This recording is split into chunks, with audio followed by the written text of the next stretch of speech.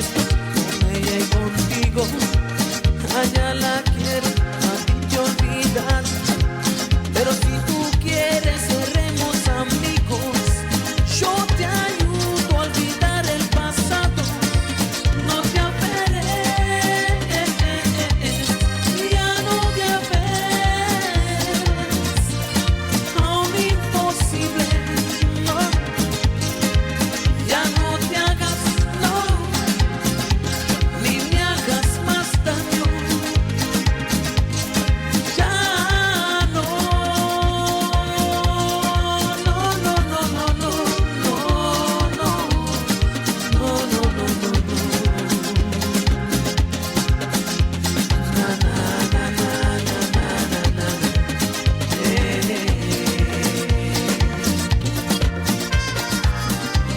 Ay, Saba.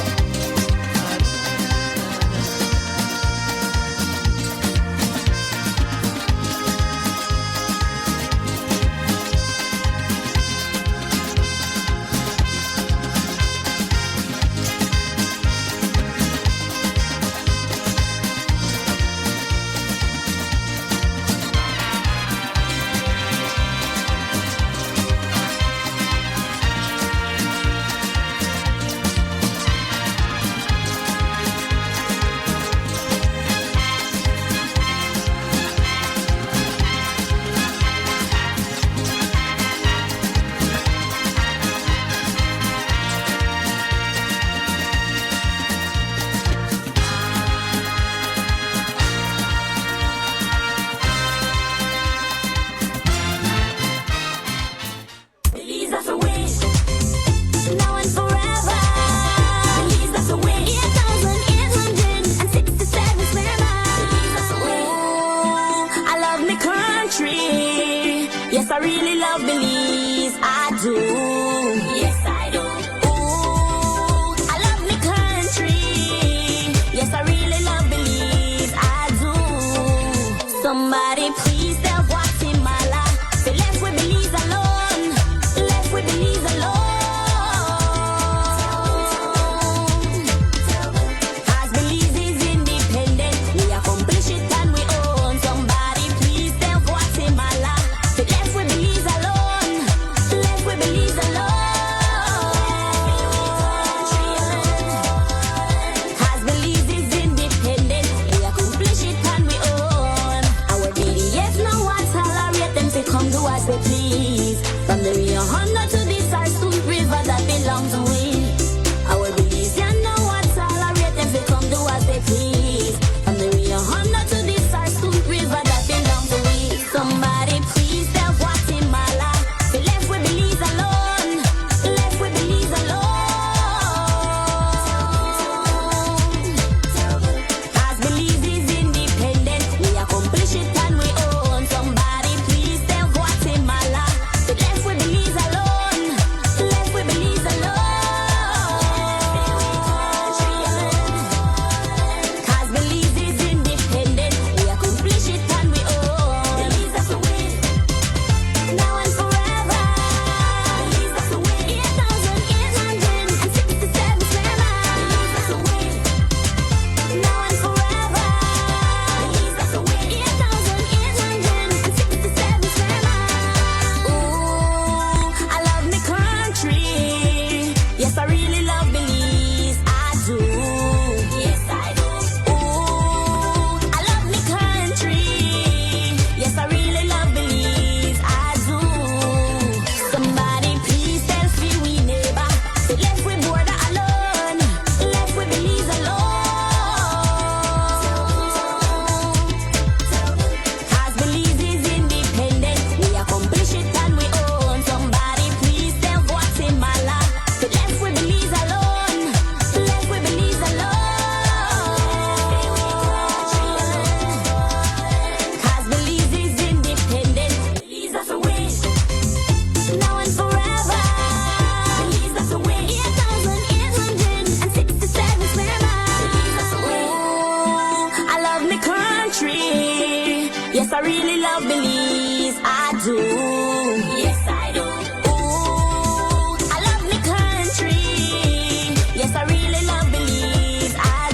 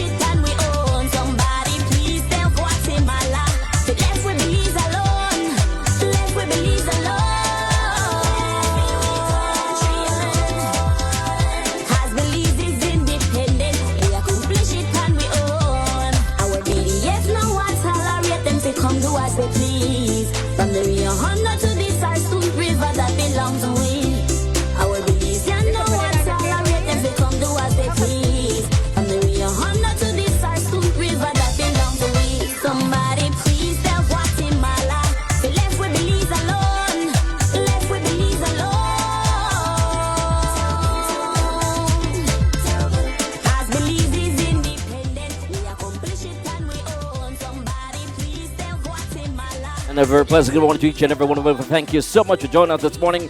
This is Facebook. We're live on Facebook. We're live on YouTube. Welcome to a Wake Up Like This right here from Little Belize Restaurant in Inglewood, California, to be exact, Nutwood Street. Your humble servant Will Johnson here along with the Queen Lerna of a Wake Up Like This. Queen Lerna, how you wake up? How you wake up? All right. I like your colors. Hey. Red, white, and blue. I can hear know myself. Do you know what they say with that? Red, white, and blue. Your mother is a Jew, married to a Chinese I man, just like you. Yeah. Red, white, and blue. Yeah. How so, we doing this morning, everybody? I don't know about you, but I'm feeling good this morning. Good? We looking good in Yeah. this red. Hey. Yeah. How y'all wake up out there? Huh? Come Let's on get now, started take a now. leg. All right, make some noise. It's red Hey. in In the house. Hey, the crew is here. How y'all wake up out there? Tell them. Inglewood, LA. How you all wake up? Let's take a leg, you guys. It's Well, gonna we be a go good down. show. What's on your mind? Tell Will Johnson. Say what? What's on your mind? Uh-huh. Belizemix.com. Y'all gonna party with me this morning. Hey, it's a party. Come together. We I got wake some, up like this. we got some big officials wake in the up house, like but they're that. gonna party today. I Come wake on, up y'all. like this. I Hey, wake up like that. how you wake up? I drop out of the bed. You drop up. I roll I out. wake up like this. Yes. I wake up like that. Uh-huh. It's Saturday. Oh yeah, all day. Feel the Energy. Come on, I can't feel it out there. Come on, Linda. Hey. Belize celebrate. All right. Caribbean people. It's like a And we have somebody in the house. big family. So we're going to I have wake him up like take a this. leg. All right. How you doing, everybody? How we wake up over here? I Hey. wake up like this. How you wake I up, wake mama? up like that. Like I this. wake up like this. Hey. I wake up like that. How you wake up? Tell Queen Lerna. Like this. What's hey. on your mind? How you wake up over Tell here? Will Johnson. What's on your mind? And you know, wake up. Hey. All right, Will. I need you to pass me that mic right there. Hey. Say what? Say what? All right. We have someone in the house. A special someone from Belize to the United States. Ladies and gentlemen, guess who is in the house? And he's gonna shake a leg right here. We have the ambassador in the house. How you wake up? All right, well, we're gonna tell all about last night in a minute. And look, newly elected. I saw you last night. How you feeling? All right. And in the house also, the Council General. How you feeling, cuz? Well, after 20 days, I'll tell you that answer. All right, we're going to tell the audience right here before we bring on I can't even talk anymore. But here we go. Good morning, world. I need a good morning, world. All right, we're going to bring on the Council General to open it up this morning. Tell them how you wake up. Tell Queen Lerna. What's on your mind? Tell her. Tell Will Johnson. What's on your mind? It's RadioBelizemix.com. Come on, I hope you guys cleaning the house out there. It's Saturday. Take a leg out there. Come on. I wake up like this. You wake up like that. You wake up like this. I know you can do it, cuz. Yes, you can do it. He's a good dancer, y'all. Hey, in the house. Gary Vision. How you doing over there? Huh? You can feel the energy. That's right, Yes, that's there's a right. party Hey. about to get started. Belize celebrate. Oh boy, oh boy. Caribbean people. Are we ready to It's have like a right here? reunion. One big family. I wake up like this. You wake up like that. I wake up Yes, like this. You wake up like that. I wake up like this. You wake up like that. I wake up like this. You wake up like that. Tell Queen Lerna what's on your mind. Tell Will Johnson what's on your mind. It's RadioBelizemix.com. Yeah.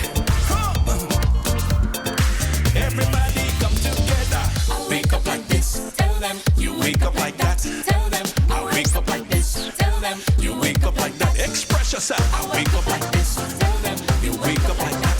Tell them. I wake up like this. Tell them. You wake up like that. On the right side. Watch it. On the left side. Everybody. Right side. Baila. On the left side. Baila colosa. Baila orange one. Baila cayo. Make we go. On the right side. On the left side. Make I hear you Dangriga. Make I hear you Activilla. Make I hear you Belize. Make I hear you LA. I wake up like this. Hey, Soca Massive, are you ready to party? And when I say party, I mean party. I don't want to see nobody sitting. And if you're sitting, just grab a partner and start whining. This is Caribbean Dynamics and Belize. On the Soca Senorita, just big up yourself. Hey, hey girl, you like that? I know you like that.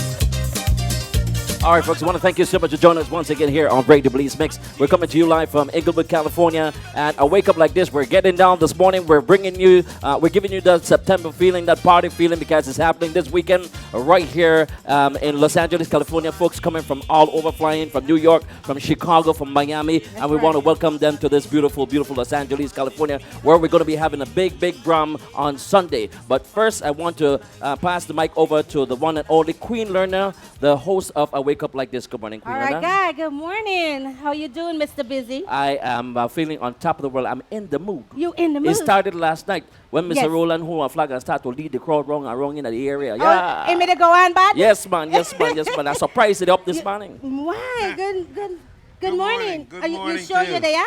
Well, I'll tell you in the next 5 minutes. Good morning. I just need to make one statement Sure. as a consequence of what happened last night. Mr. Will did an outstanding job for us.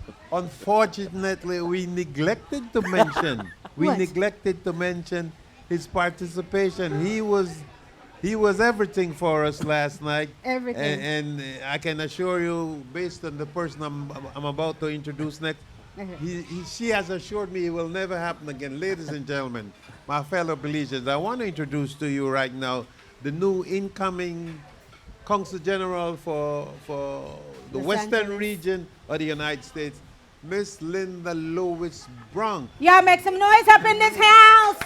There's a new sheriff in town. And guess what? It's a female. Woo-hoo. But more than that, my friends, Miss Linda represents the softball community Yes. of the world because she's a member of what you call that now? Hall of Hall of Fame. Fame. She's the lady that defeated the United States way back when. That was in the 40s, wasn't it? Oh, way back when. Way back when. Okay, Miss Linda, could you make a brief remark as to your new position? I can't Good find morning, you. Belizeans. I've been very pleased to be here today, and I want to thank Mr. York for endorsing me to this position, and I will assure you that I will do my very, very best to do and serve our Belizean diaspora here. Mr. York has done such a great job, and I will never be able to put my feet in his shoe, but I will strive to do so and work with everyone to be able to accomplish good things for our country of Belize. Welcome. Woo. Come on, you guys, make some noise. Thank you very much. Thank you very much, Miss Linda. Okay, I thank you very much. As Miss Linda indicated, she will try her darndest to be. That's a big shoe. No, it's not a big shoes because I wear size 2. At this point, I'd like to bring on the board in our office, at least in our studio, as a matter of fact, the ambassador to Belize, to the United States from Belize, His Excellency, Ambassador Francisco Daniel Gutierrez. And you notice I kind of stuttered around because when you come with a name like Francisco, right?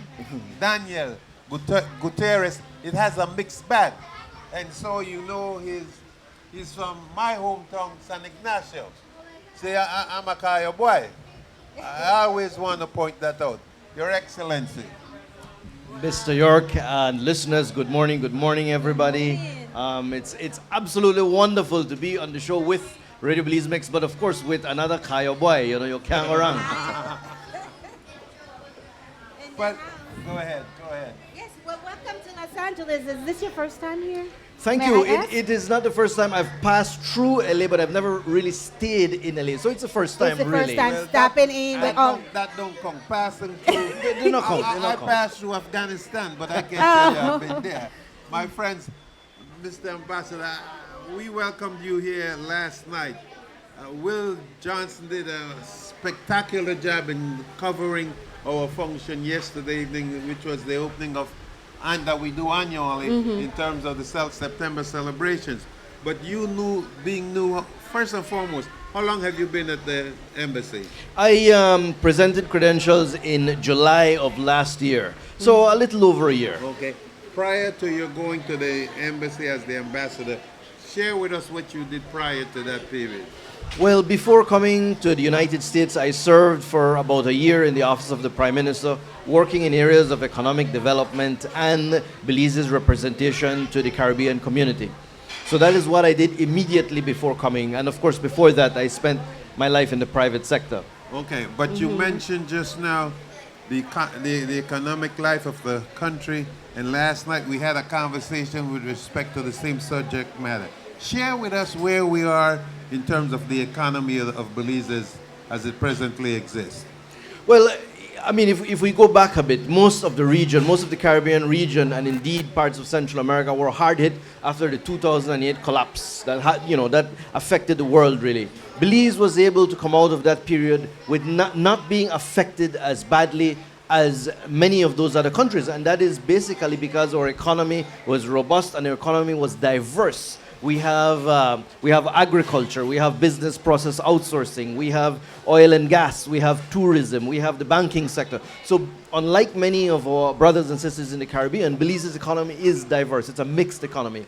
And that has been a very good strategy that our country has undertaken. It needs to remain diverse and remain strong. But having said that, there was a good foundation then to continue with the growth. There were some periods of slower growth in the past. We have moved away from those not the best fundamentals. I think Belize is on the right trajectory. We continue getting investors in Belize, people interested in bringing investment into Belize in any number of the different areas I have mentioned. You may have noticed that there is an additional flight that's going to come in directly now from St. Paul in the northern part of the United States. So all of this means that more people are coming to Belize, not only for tourism, which is great that it's tourism, but we need more than tourism to keep the economy robust and keep it diverse. As you well know, we have a significant Belizean population throughout the United States. Share with us the embassy's position with respect to where we're heading based on the fact that we have such a large Belizean population in the United States. Mr. Herrick, I'm glad you asked that because the push from the Ministry of Foreign Affairs and indeed the government of Belize is to find ways to improve in terms of the outreach of services to our Belizeans. That means that we need to look at what we are doing throughout the United States in our regional offices and being able to evolve in a direction where you take better advantage of information technology, for example, where we do a different strategy in terms of database management, so that we can better reach out to our Belizean people. You may or may not be aware, but I'd want our listeners to be aware that we recently reopened the consular office in the city of Chicago that will serve the Midwest and a number of other areas in the United States. So we are doing it for the first time ever. Let me add, for the first time ever, the Ministry of Foreign Affairs has assigned a diaspora officer to the main office in Washington, D.C., which means that we're now better able to communicate with one another. We're now able to, and we don't have to be traveling all the time. We can use Skype, and you can use other forms of technology to constantly be able to meet and reach out to our Belizeans wherever they may be. Exactly. And we're certainly moving in that direction. As a matter of fact, what we're doing right now, Mr. Johnson is involved in taking our story throughout the United States we are reaching into Belize, I'm assuming. That's right. Of course, everywhere, all over the world. And so that's terribly important. Let me mention the fact that in having breakfast just now, and incidentally, it was Jackson beans. Incidentally, the breakfast was amazing. Thank you so much to the to the staff at the restaurant here. Shout out to the staff of Little Belize restaurant here Well, in as England.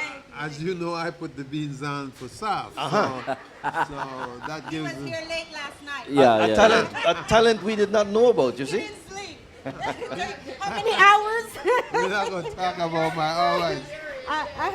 I have a question for you. Being I think it's the 10th ambassador to the United States. You were also ambassador to the CARICOM countries. How do you compare the two? Two completely different worlds, really. The ambassador to CARICOM is operating, for the most part, among a community of brothers and sisters. The Caribbean community, CARICOM, is the oldest surviving integration movement in the developing world. CARICOM is Belize's third largest trading partner.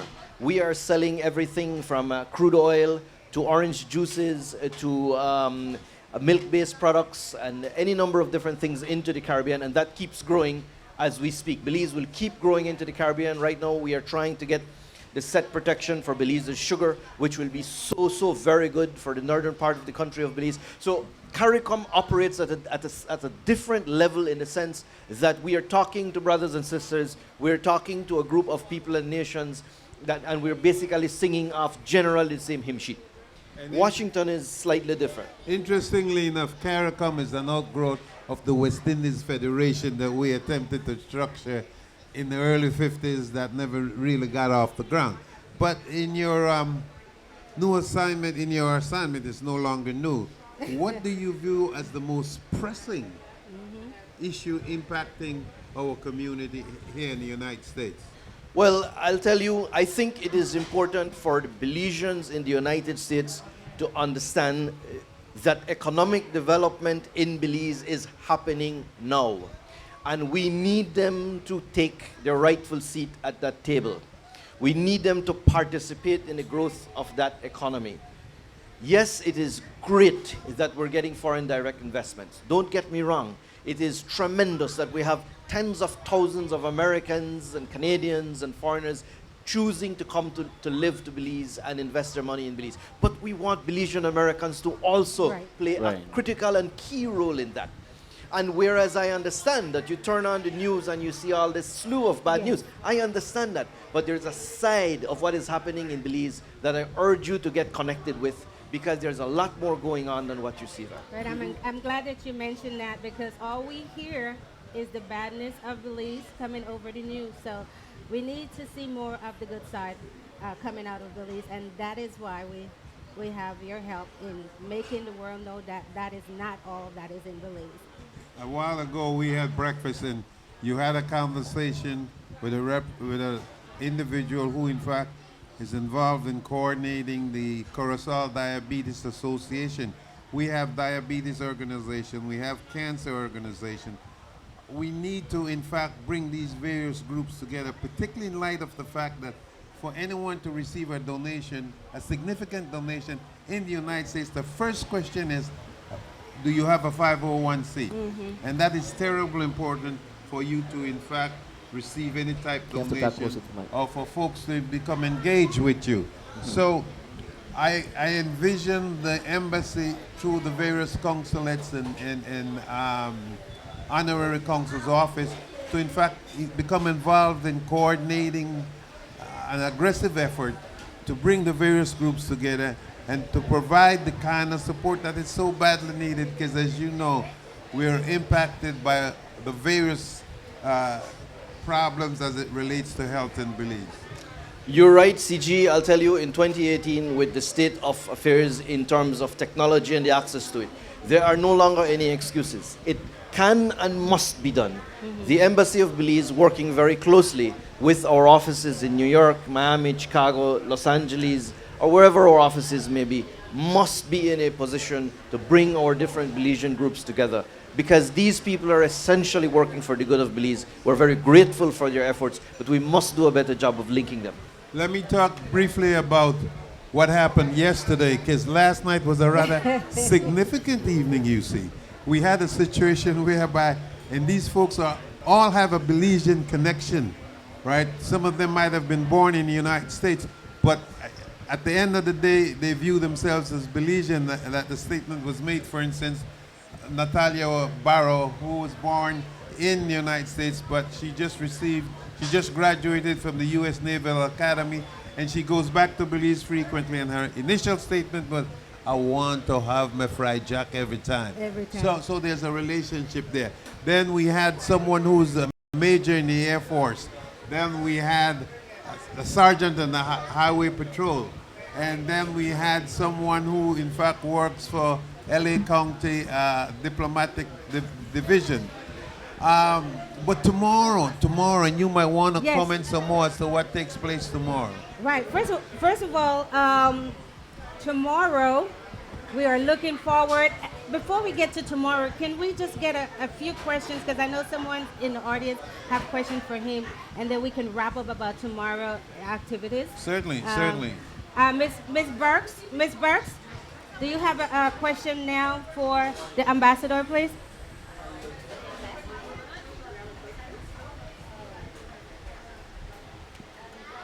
She was supposed to be on the hot seat, but are we going to have her do her question? No, we don't have to be in the hot seat. Ambassador and the CG, today and this week as we celebrate Belize independence, Battle of St. George's Key, there's something that is resting on my heart and my soul that needs to be clear up. Why is it that Belize does not acknowledge Belizean and allow us to get to vote in Belize? Why can't we do that? We, as Belizean patriots, have given so much to our country. We love our country. We have, for me, it's been over 60 years of being a Belizean. I want to die knowing that I can vote and make a difference before I die in my country. I can't live in Belize because I can't afford to live in Belize. But what I can do for Belize is give my heart and soul, support the community there as well as the community here. I want to know, why can't Belize, the government of Belize, acknowledge us and allow us to vote at home? I heard you have to be home and you have to be there for 6 months and all this kind of stuff. There has to be something that the legislation can do that allow Belizeans abroad to vote in Belize and make a difference, because we're making a difference here for Belize in the United States. Thank you. Woo! Did you get that?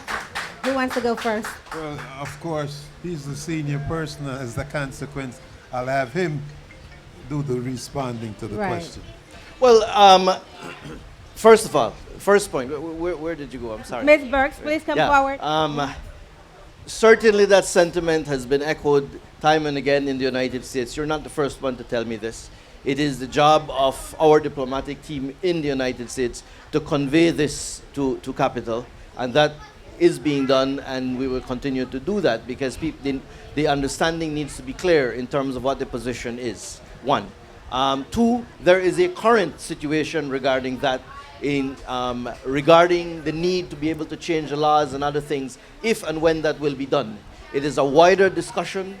I think it speaks to fundamentally to areas in our democracy in terms of representation, in terms of taxation, in terms of a number of different things that lie at the base of our democracy. I do not want to say at all, I do not want to make it sound at all as if I'm discounting the initial argument that we are from Belize and therefore we need to get to participate. I'm not doing that. What I'm saying is that sentiment needs to be conveyed. It is being conveyed. But there are fundamental issues about the management of democracy when you look at voting and the voting process.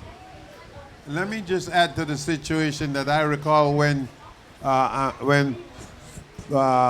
Prime Minister Esquivel when Esquivel was prime minister. A similar question was raised, and he indicated then that hopefully we could get legislation. But you recall there was an issue, I think it was called Article 7, whereby the attempt was being made to have full legislation on it. And at the time, the government of the day didn't have the kind of support that was required, you see. And so now it's something that don't feel badly as though Belize is the only country involved in that situation. That situation is being called on particularly throughout the Caribbean. Those countries that were colonies of the UK government. Mm-hmm. So it's an ongoing process, and I would like to hope at some point in time it will ultimately be resolved. To the management of Little Belize, let me tell you, right now you're running full house. You must be doing something right. But you've not commented on what takes place tomorrow. That's right. Well, we're going to do that, you guys. For those of you out there, everybody knows 10th of September, but tomorrow is the 9th of September, and that is going to be our tent. And it's going to be right out here in front of Little Belize. They're going to block off the street. And we are going to come together in unity as one people, all right? Black, white, none of those. One people right here in front of Little Belize. It's the 10th day of September celebration. All right. Having said that, yes. Last night I concluded my remarks by saying it was the 10th day of September. Give me the second line. It was the 10th day of the 98 and something many. Then I indicated I'm that not gonna we would say the hip 90 hip hooray. Hold it now, Wait. hold it. Hip hip hooray. Hooray. What was the other response to that shout? Your body. No, we can't say that. We can't say that on the air. Mr. Johnson will ultimately lose his license, you see. But you know you came from old school when you say hip hip hooray, and the second line was what? Do you want to say booty? Your body great. Do you want to say your booty? I say. You guys said it. I thank you so very much for engaging us. Do you have that 10th of sure. September song? We're gonna kick in right now with the 10th of September song. So before you do that too, let me just thank reply. you Will, and your team. And again, let me thank the people at Little Belize Restaurant. The food here is amazing. If you have not been here before, then you must if you're a Belizean. But let me say thank you to all the Belizeans in LA and on CG York. And I know I did this last night, but I want to emphasize the gratitude of the government and people of Belize for the fantastic job that Mr. York has done for us over the last few years, many years How about actually. you guys? He's retiring. It's noise. Oh my goodness. And we look forward to Miss Linda Lewis Brown, and the embassy in Washington, D.C., as well as Belize's diplomatic outreach, will do its very best to work as much as we can with her to ensure that we keep improving and keep providing the services to all the Belizeans, wherever they may be, and especially those right here in the great city of Los Angeles. And put all that, for those, still a lot of people don't know the full meaning of of what we're celebrating. Can you just kind of give us a little education on that? Tell us what the 10th and the difference from the 10th on the 21st. Well, there's a part of the 10th of September, there's a narrative that we know, but I will put it to you like this. There comes a time in the history of every nation where the people of that nation need to make big decisions. In the summer of 1797, not 1798, in the summer of 1797, one of the earliest democracies in the Western Hemisphere, the Belizean democracy, way back when, got together and they had to make a decision of whether they were going to run or whether they were going to fight for the land where they buried their parents, raised their children, and sowed their own hopes. And I think the decision that they made in the summer of 1797, and consequently the activities that happened in the Battle of St. George's Caye from the 3rd to the 10th in 1798, determined the start of a new nation in the Central American Isthmus. And we are very proud of what happened then, and it ultimately led to what happened on the 21st of September 1981, when we became recognized as a sovereign nation in the community of the world. And therefore, let me just add that on September the 9th in Belize, usually you have fire trucks rolling to what's the name of the burial ground in Belize? Lord Ridge Cemetery. Cemetery. Yeah. And they do so in the name of Simon Lamb, and this is where we get the expression, the spirit of Simon Lamb still exists, and it certainly does. We eventually have to create that kind of information sharing that end up saying to the community, why is it we are so much involved in the September celebration? Likewise, we have the Independence celebration, Right. and tomorrow we will be experiencing a lot of that. I thank you so very much. All right. And you can find, they will be out here tomorrow also, right? Let me just say this real quickly. I'm speaking for the folks on social media because I'm monitoring Right. YouTube and Questions. Facebook, and they're all saying blessings to you, Mr. York, and congratulations on serving us for this long, and we're wishing you much blessings. And of course, to the ambassador, say excellent job. They're proud of you, and we look forward to you making a big difference being there in DC. Well, I served at my pleasure. I enjoyed every second of it. As you well know, I've been involved in community work since 1977. It's not that I'm going away. I'm not going to be hiding. Oh no. In the house by the side of the road. Hopefully, I'll find a crib that will allow me to stand tall, even though when things go poorly with me. I thank the ambassador for joining us. This is his first visit. The previous ambassador, truly, Ambassador Mendes to be specific, truly enjoyed coming to Los Angeles. Why? He came here to the Belizean restaurant because he had fried jacks. Yes. Yeah, there and you go. beans. Yes. And so today, the new ambassador, ma'am, has in fact repeated that situation. Mr. Ambassador, we'd like for you to come back and And join I us. get seaweed. And I get hops yesterday. Whoa. And I get Be rice and careful beans now. yesterday. You can't get anything that easy. You can't find that Welcome easy. to Los Angeles. Thank you. Thank you very much. Yes. Everybody, you guys, can we make some noise? All right, for put your hands our together. Come on, put your hands Consul together. General and our newly elected, our ambassador to the U.S. All right? And just before we move into the next to our song, I want to say good morning here to this is the entire Jukit crew right here Wow. Yeah. Jukit crew in the house. in the house. His Jukit crew. Yeah. All right, here we go before y'all move on. Welcome to Belize, the land of the free, Is this the new by the Comfort Caribbean Sea. Hey, hey.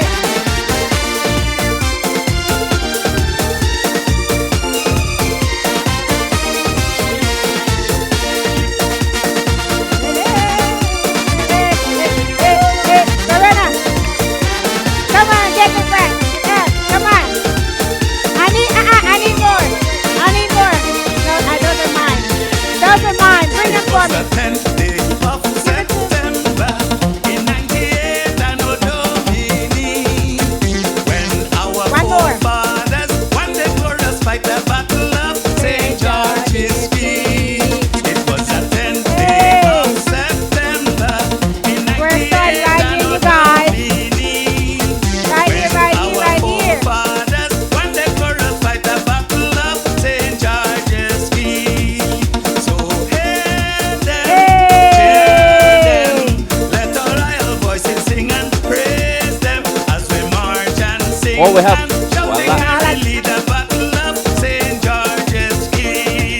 Hip hip hooray, hip hip hooray, hip hip hooray, hooray, hooray, hooray, hooray, hooray. Join the line and wine, join the line and wine, join the line and jump up, gal, join the line and wine.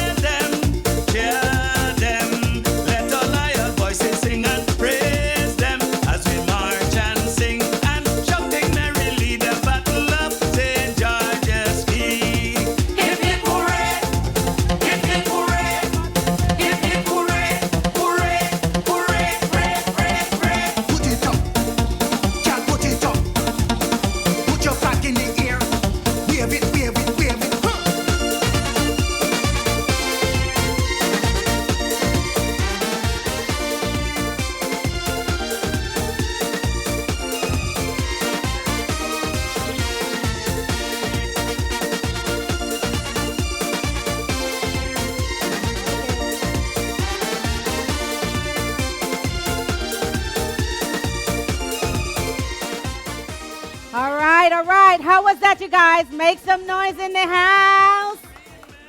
We want to thank you once again.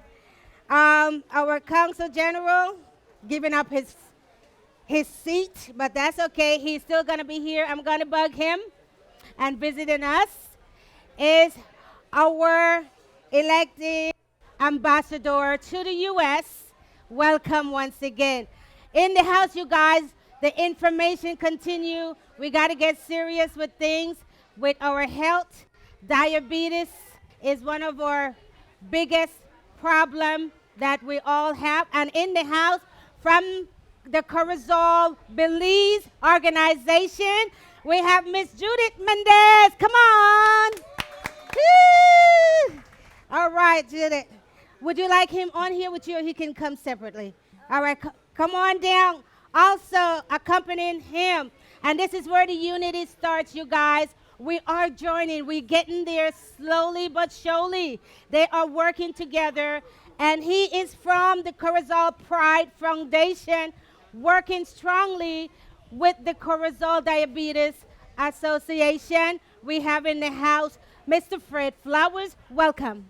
How you doing? Thank you. How you do? We do good. You know, okay? Yeah. All right. See, not that bad at it, see, right? Yeah, you made me scared. You made me get scared. I try broke it. Okay. Not joke it, but broke it. All right, guys, how are you? How are you? We have a serious message to deliver. First of all, I just want you to tell the world who you are and what your organization is all about, your mission and all that stuff, okay?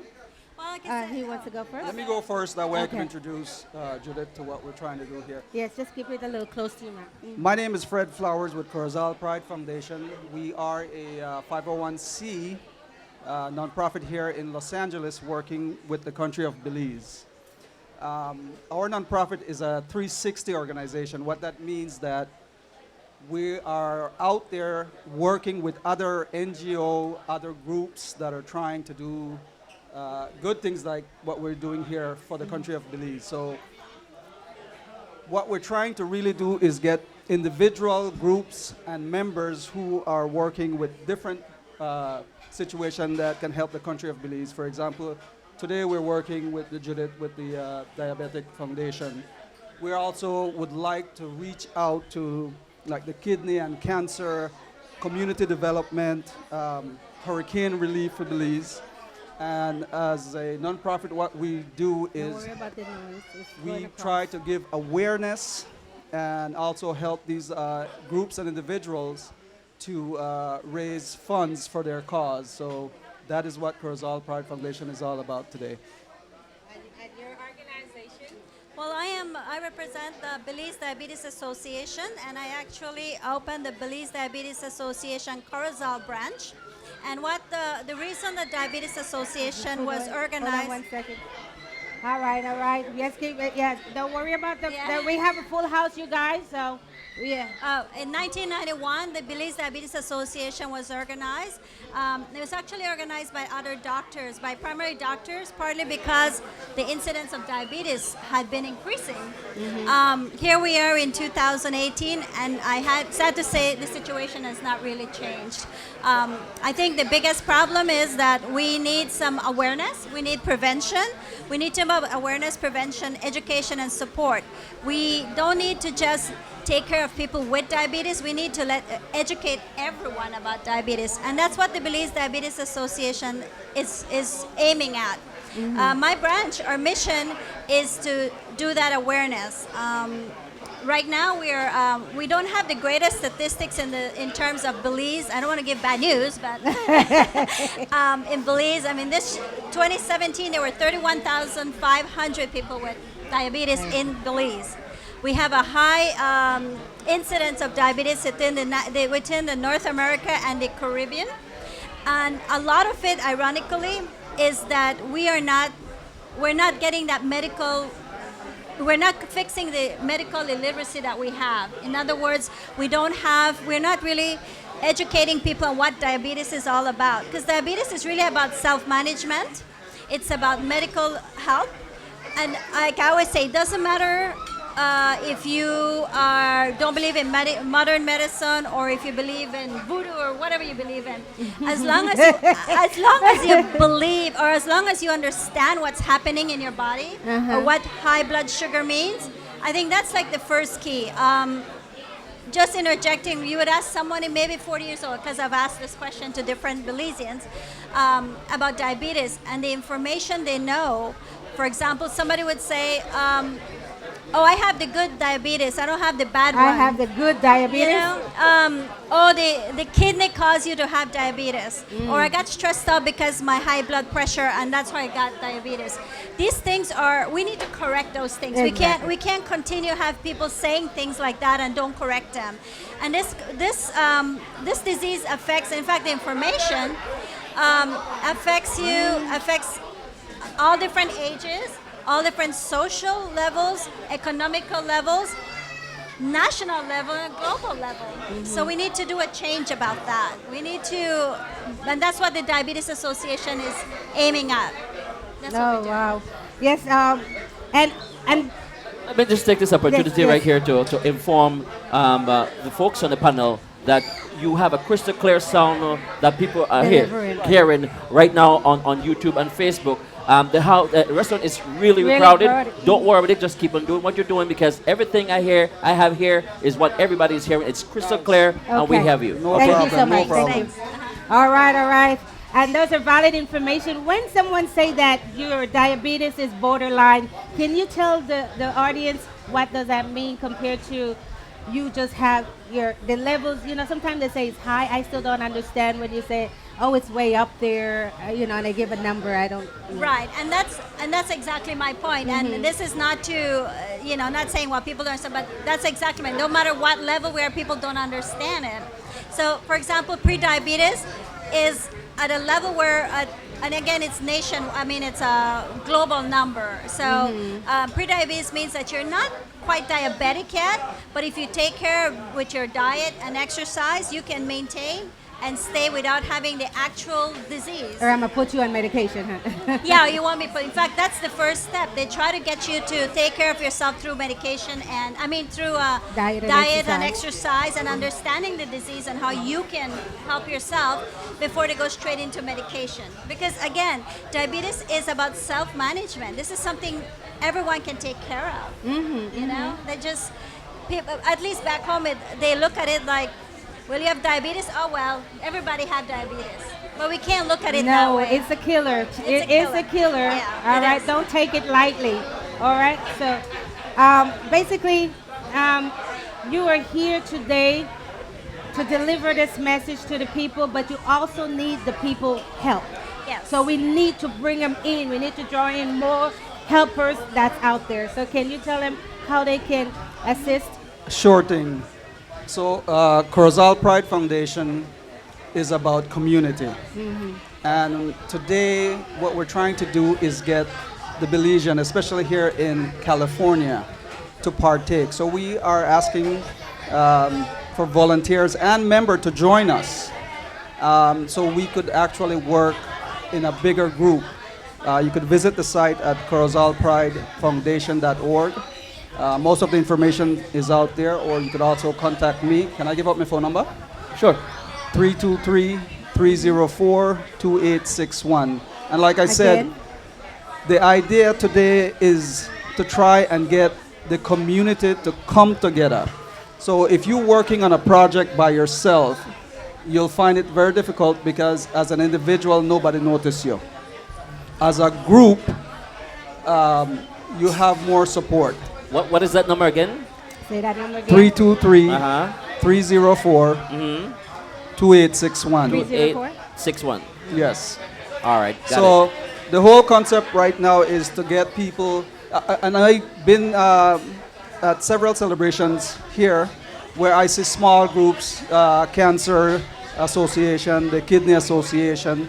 If we could come together as one Belize, like you mentioned, one Say Belize, that again. as one Belize. That's our mission. You know, we could cross over and volunteer for both sides. We could be members on both sides because the more people that know what we're doing, the better it is. The stronger we are for the country. So We're asking people to come out, support us.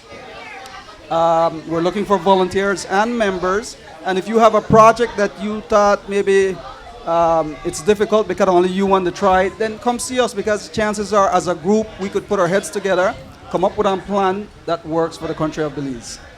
Yeah, and on my side, what I would like to share with you, we want people to volunteer. We want people to share. We want them to educate. We don't want people to just, when you go on the Facebook, they share, they just like. We don't want like. I we know, want we want to share. share. We want to spread the word. We want the word. We want to let everyone bring something to the table.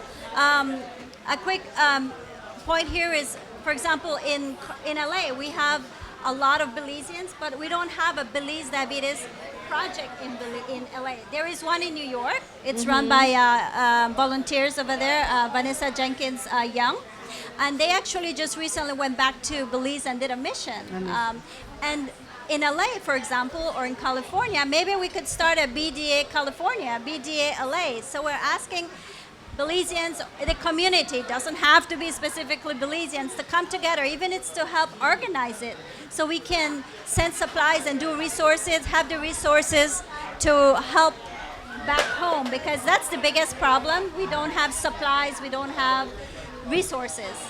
So that's where, we're having, tomorrow we'll be out here, we'll be having sign-up sheet for anyone to stop by, sign up. Even if you have just 5 minutes of your time to spare, to share with us, it's valuable. It's valuable. Right, and you guys gonna be upstairs, or you're gonna be on the street? Because there's gonna be informational booths tomorrow, you guys. There's gonna be great information booths upstairs tomorrow. Come on in, get those information. We're trying to educate people right now. So there's going to be free information that you guys can ask. They will be here.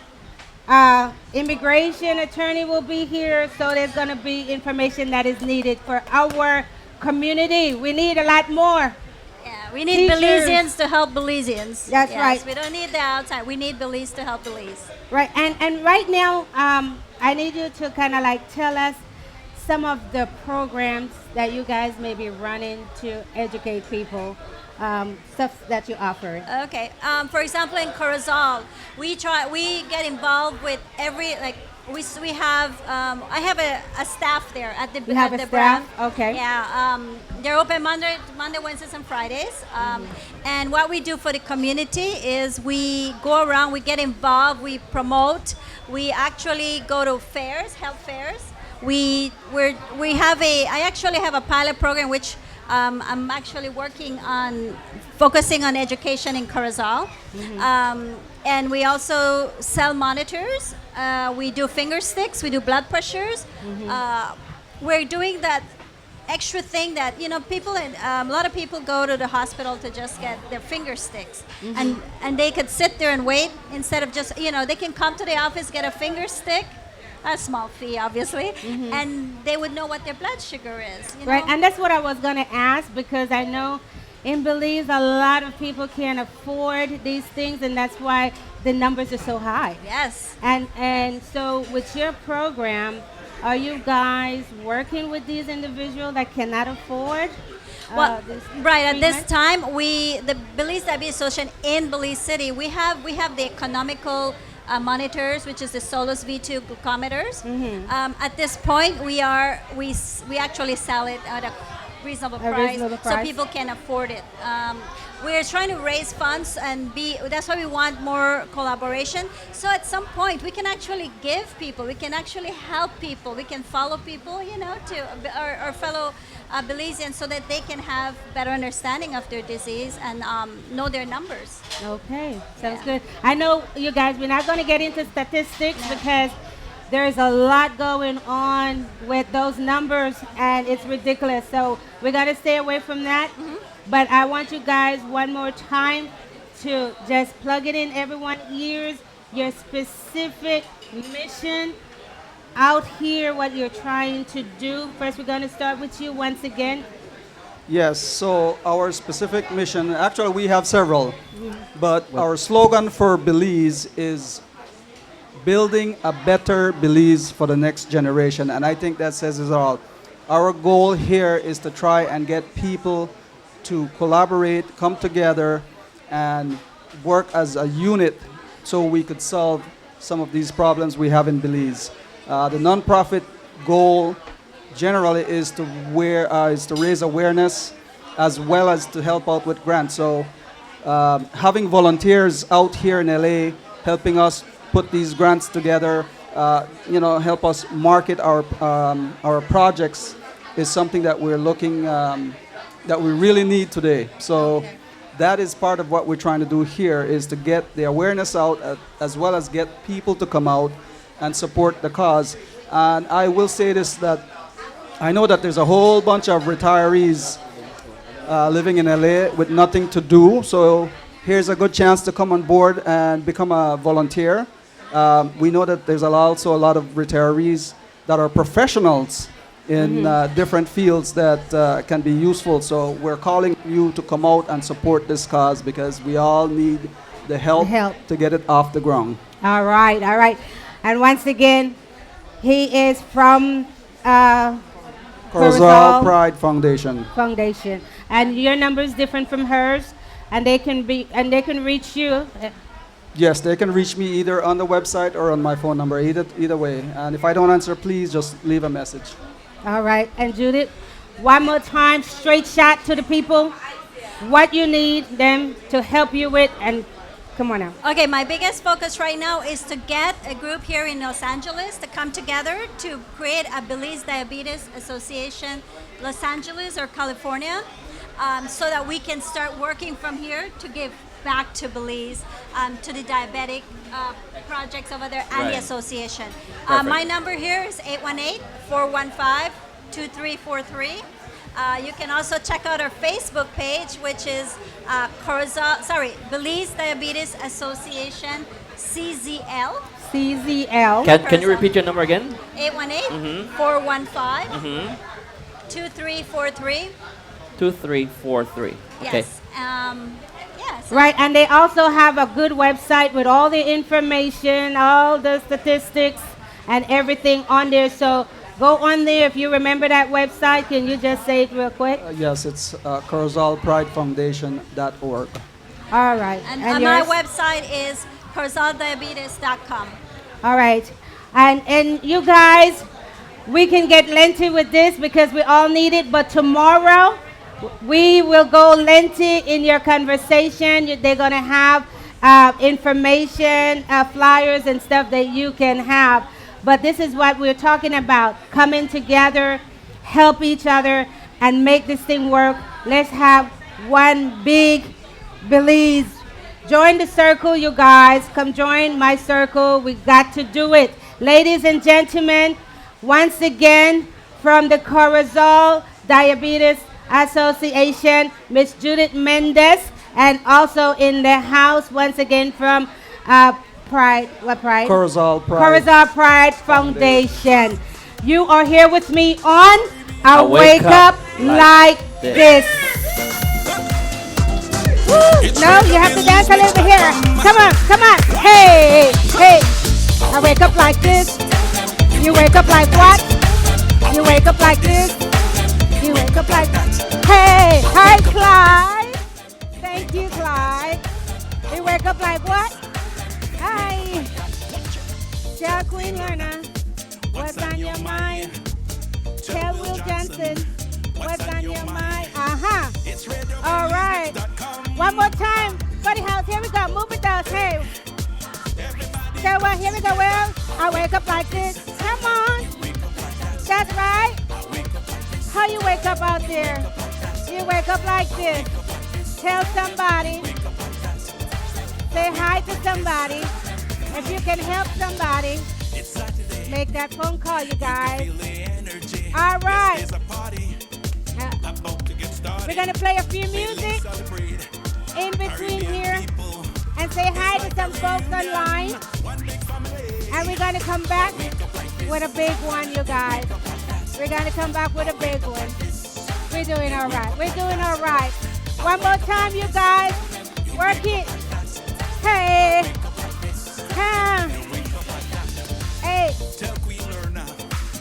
What's on your mind? Tell Will Johnson What's on your mind? It's Radio We want to thank you again, Mr. Michael Wagner. I love my team song. Hey, it's a Paul McGregor. Hey, wake up Daddy like C. this.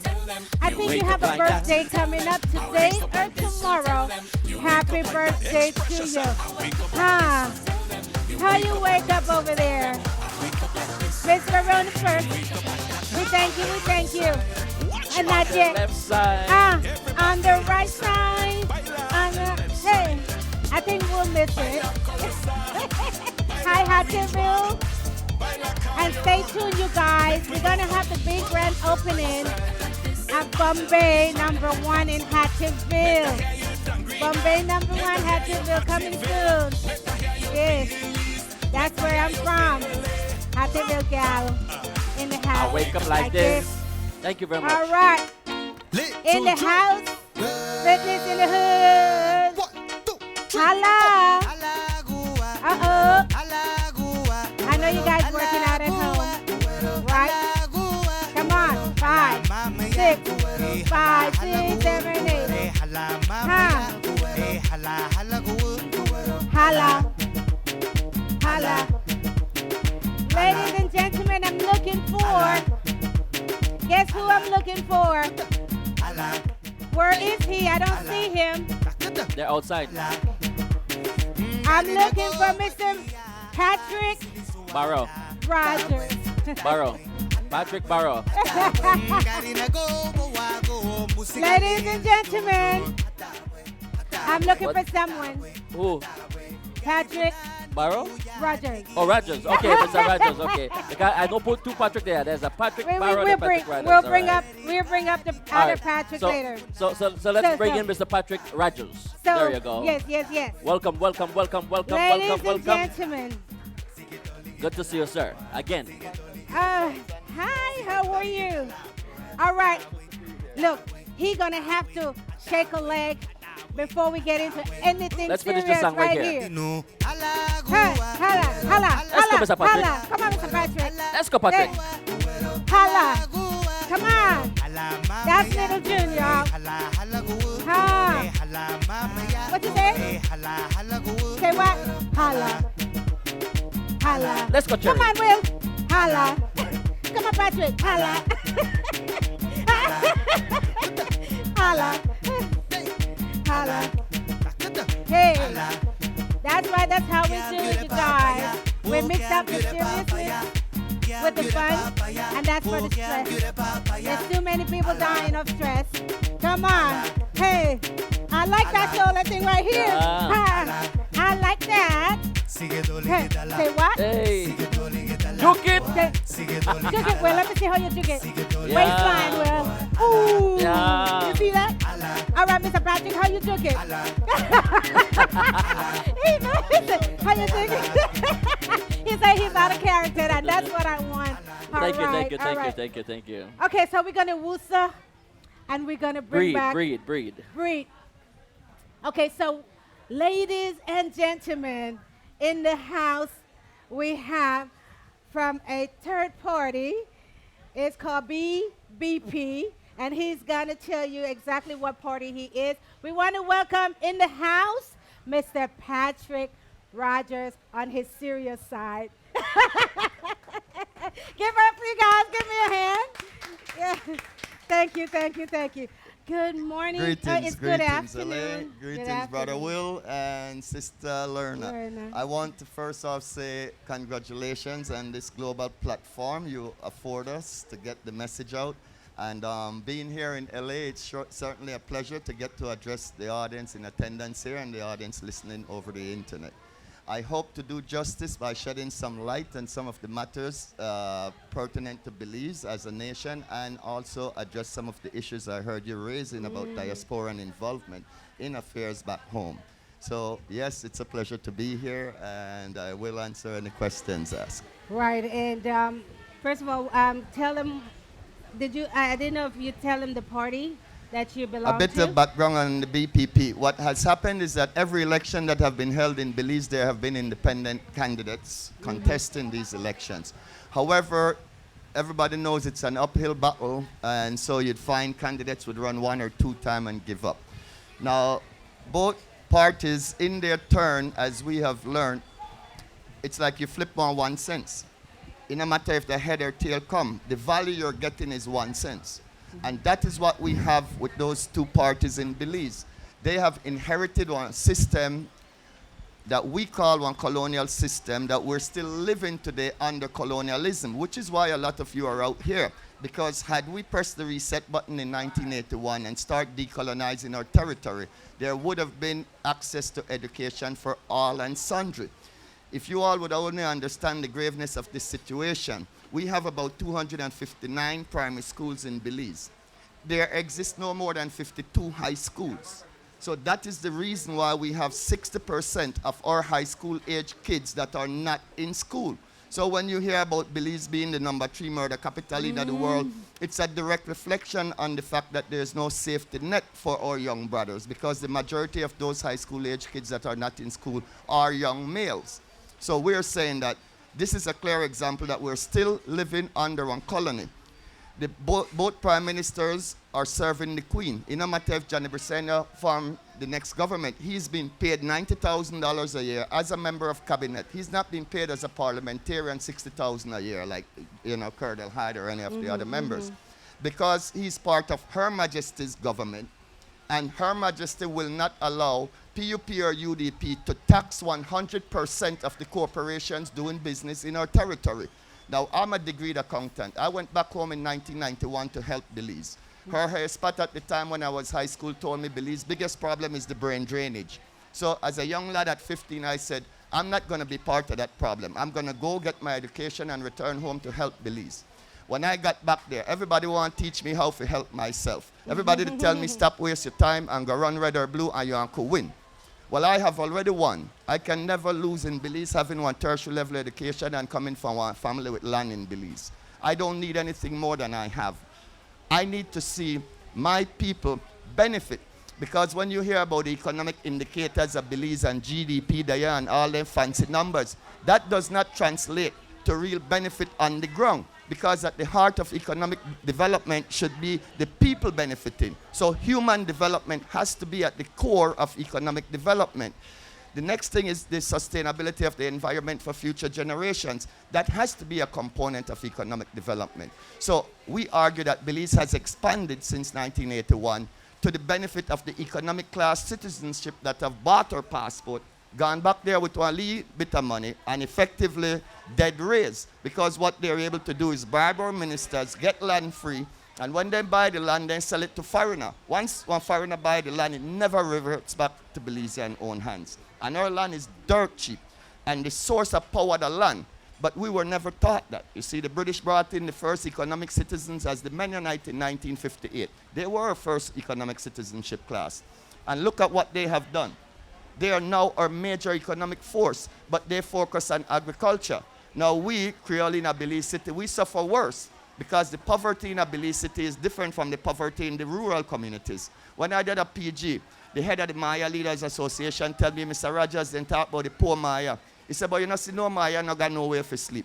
You know, see no Maya hungry on the street, no got nothing for eat. He said, but if they take away land, right, then you could talk about the poor Maya. He said, because with pharmacy, they're right back there. Then you could say, God, that tree get something. Wow. But I'm saying that to make the point that poverty is a state of mind, right? The how you sit. Because all of we broke at times. Sometimes I don't have cash, but I don't panic. I know money won't come in early. While I know groceries in the house. So I'm saying our people need to be freed up in their mind to understand that we have the power. We have the cerebral ability to fix things ourselves without one cup of foreign direct investment. The foreign direct investors have raped our country. You see Norwegian Cruise Line getting away with 25 years that they won't have to pay a copper in taxes. That is why we're a poor beggar nation. The farmers were ready to buy out the BSI. Instead, the Mbara handed to ASR Group. And what? They had to give them 10 years where they don't pay no taxes, no duties, no nothing. Because that is the essence of what colonialism is all about. By having NATO allies come into the southern territories, invest one little bit of money, but get some concession way outweigh the little investment they do. And what's more, they do not protect our workers. They want us to keep labor at one level that they want it at, not what we need it to be to have one dignified life in Belize. So clearly, the BPP is here to offer an alternative direction for the country, saying that none of us in the BPP care to have anything to do with Queen Elizabeth, because her face and her money does not have us being pegged to the US dollar 2 to 1, as I hear a lot of people saying. Our money is pegged 2 to 1 because the government of Belize having deposit in US banks $1 US for every $2 in circulation. Plus, we have to have 3 months worth of reserve on deposit. Now, our dollar will never get devalued as long as we can sustain that. We could take the Queen face off our money and put anyone on the face, and it would still have the same value as long as we maintain our reserve to hold that peg to 2 to 1. But I'm just saying the mindset of our Belizean, because the lawyers who live on privileged class, after the members of cabinet, there's nobody more powerful than one lawyer. So you see, whenever the government gives scholarship, all of them pick Nigoton lawyer, because they know that guarantees them a privileged class in our kingdom called Belize. That is what we're here to try and change, brothers and sisters. So that is why the BPP is alive, and I have contested 3 elections independently. I had said I would have done 4 and step aside and go to my farm, knowing I've done my part to build an alternative, but the God said how time go, and we're just now where I had hoped we were 10 years ago. So I've committed another 10 years and hope to see another 10 years to help building an alternative that will be able to win. So we cannot win if we not build it. I will be contested the next election again, but the same results will happen if you all don't take ownership of what we're doing back home and understand, unlike the good ambassador who was here paying lip service to diaspora and involvement. We have been exploring all kinds of ways to how we can have you all incorporated into what we're doing down there at every level of governance. So we've even been exploring, as an example, the issue of diaspora and representatives, where since we're using constituency democracies where we're electing individuals from an area, we're saying, fine, let's organize West US, Central US, Eastern US, the Caribbean, the EU, the UK, and let's elect representatives to the House of Representatives in those locales and have them flown into the House of Representatives for meetings. There's not like they have a meeting every month. So we can afford to fly in our brothers and sisters in the diaspora as diasporan representatives and afford full 100% inclusion while you all reside over here in Belize. Oh. Let me share a personal story with you. I'm the only one from my family residing in Belize since my eldest brother died. All the rest of siblings are out here with my mother. There was a time about 20 years ago when I used to be of the mindset that most Belizeans currently are at still. That, you know what, you all should not have a say because you're not residing down there. And I used to thought, well, on a runway and everything else. But as I've matured and I've come to realize my own sibling situation, that if the opportunities were back home, they wouldn't have left Belize. But quite simply, you know, if you don't have, like myself, as I said, I was fortunate enough to do a US tertiary level degree out here. I can never be poor, you know, one country where only 5% of the people hold one tertiary level education. I want to repeat that. Only 5% of the people back home has one tertiary level education, you see? So when you take from that, the cream of that would be the legal fraternity, the lawyers. The lawyers effectively are benefiting from one kingdom of Belize, and they have no interest in changing it. So that is why the BPP will, you'll find we recruit medical doctors, we recruit engineers, all class of professionals, except the legal fraternity. None of them want to have anything to do with the BPP because they understand if the system were to change, they will no longer be that privileged class that lords over us with the cabinet, the way we had the British lording over us before independence. So that is why the BPP exists, and that is why I'm out here trying to establish one LA chapter and then move to Houston to establish one Houston chapter, Chicago chapter, Florida chapter, then go to New York where the UDP got a stronghold, right? But we want to build momentum from the west and then go east. Let me interject real quickly, but first let me just clarify something. Your full name is Patrick Rogers. Yes. Right. As somebody was saying Fraser. I think you said Fraser or something like that. No. All right. So, Mr. Rogers, I want you to, in a nutshell, in layman's term, tell us your personal opinion about this ICJ situation. Layman's term for me, please. Right. Whoa. All I could say is that, if I could answer that quickly. Yes. How did we get here? We got here because, as a member of the United Nations, we subscribe to the Charter. They have one chapter called Pacific Settlement of Disputes, which has an article in there, Article 33.1, which says that neighbors at peace with an issue needs to settle their dispute by trying peaceful negotiations, arbitration, mediation. If those don't work, then you try judicial settlement. So we got to the referendum question. This is a treaty. It's called a compromise, but it's just one treaty, right, where the executive signed on to. This treaty is the problem. Going to the ICJ under another treaty, another terms of reference, may not be one bad move. But the way this document was penned, it is going to ensure that Guatemala gets a PIECE of Belize. So whether the masquerade as one peace fund that is funding this education, whether we should go to the ICJ or not, it's part of what we call the shock doctrine. When you hear the United Kingdom tell us that, oh, you can't get back control of the Sarstoon River and the island unless you go to the ICJ. The United States, unless you go to the ICJ. All the friends of Belize, unless you go to the ICJ. You see, there's something wrong there because there's a situation of aggression taking place in the Sarstoon River. And the narrative that our Ministry of Foreign Affairs is putting out there, everybody would think that the Kumbaya, Malad with Belize and Guatemala, when in effect what is happening, they're like, they got a hand wrong with, and they got one gun that was side, they said, smile for the camera. That is what is happening because they're being aggressive. They've taken over the Sarstoon Island. They've effectively told us that the Sarstoon River is an internal river of theirs with the border of Belize being on the banks of the river. So if we want to go up our river, we have to go check with their Navy, ask permission to traverse the river. So we've been telling Belize, don't fall for that trap. That is a trap.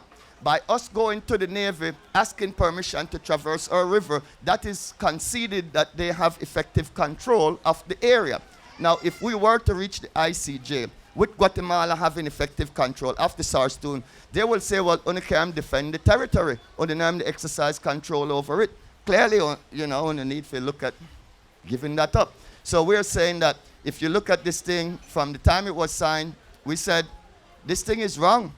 The ICJ have no power until we vote in a referendum giving it jurisdiction over this matter.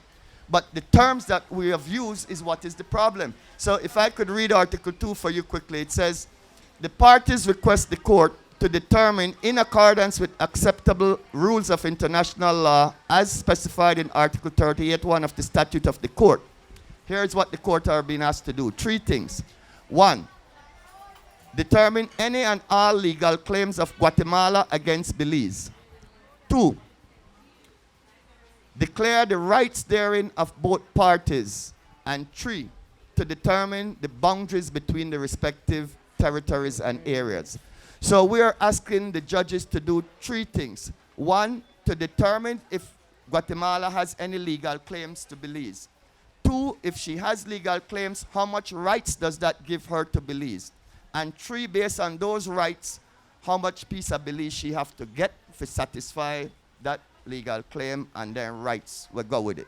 You see? So nowhere in here are we leaving the judges at the ICJ the discretion to say, you know what, Guatemala, the genesis of this thing, the boundary treaty in 1859, this is where the problem started, right?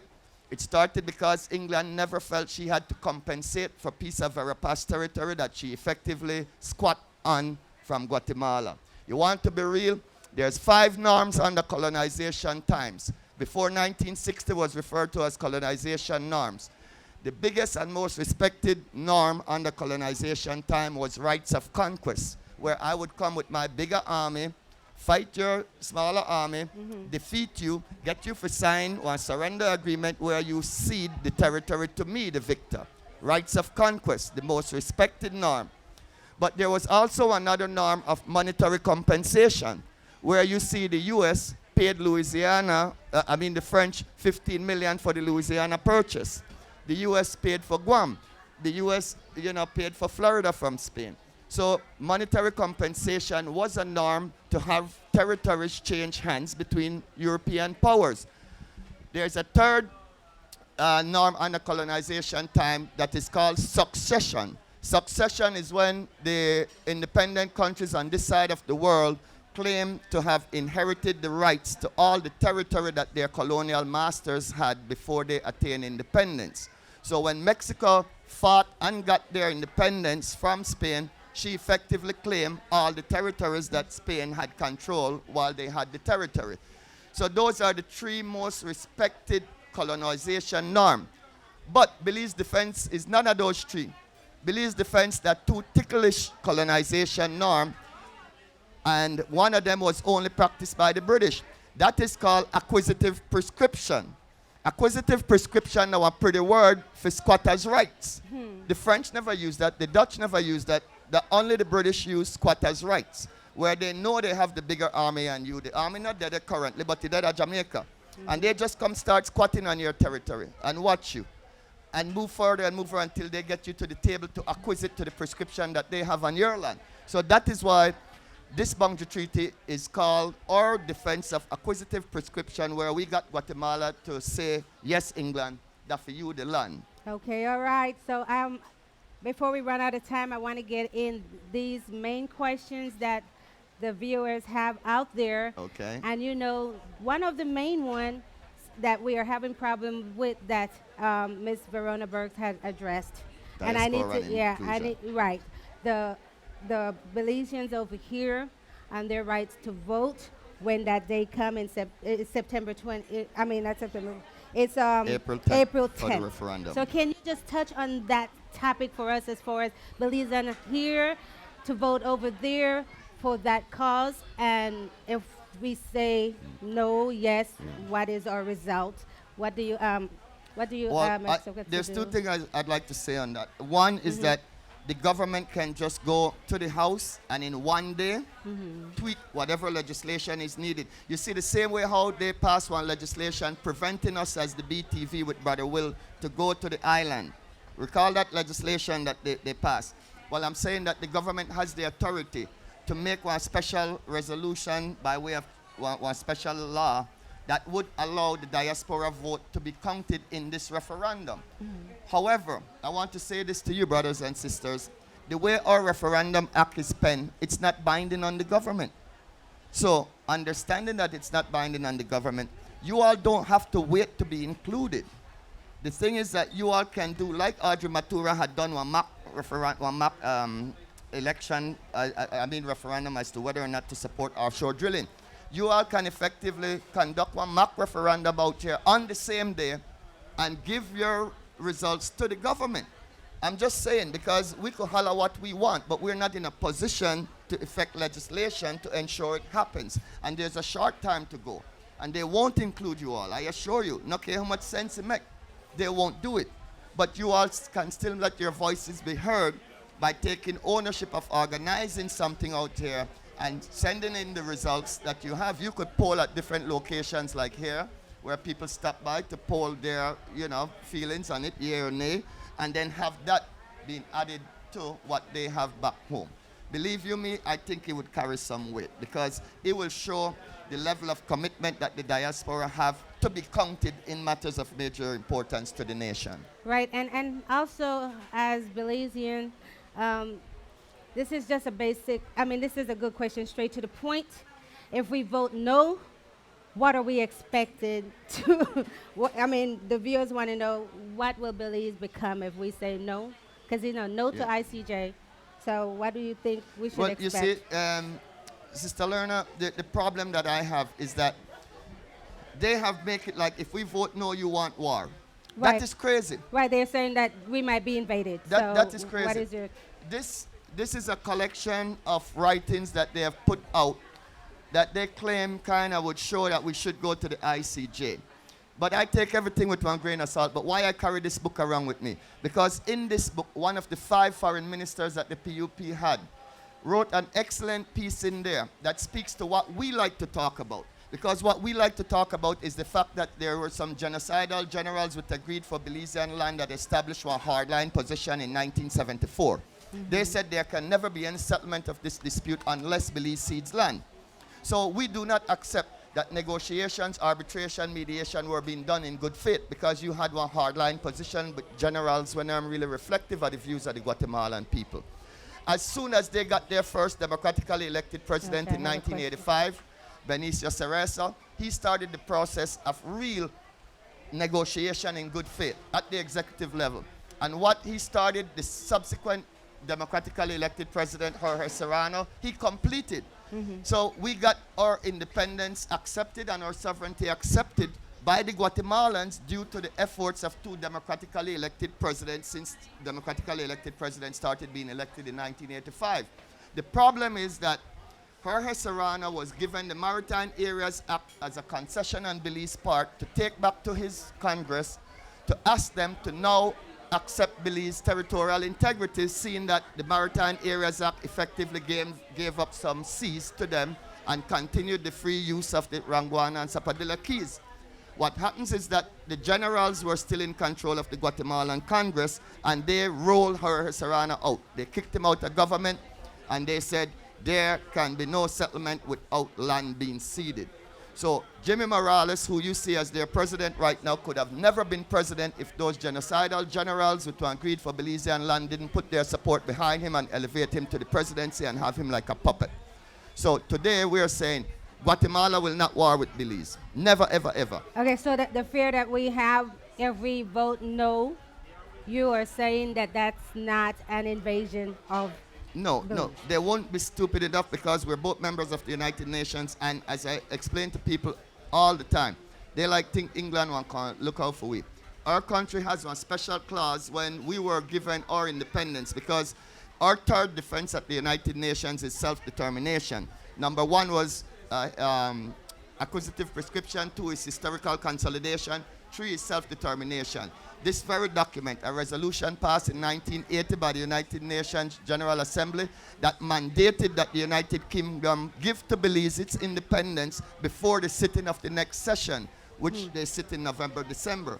So the United Nations instructed England to give Belize her independence. Now, in doing that, they took on the responsibility of guaranteeing Belize's security and territorial integrity after independence. It's right there in Clause 7. One beautiful clause, a lot of people not know about. Belize are one of the only countries that has that guarantee from the United Nations that they are the body mandated to guarantee our security and territorial integrity.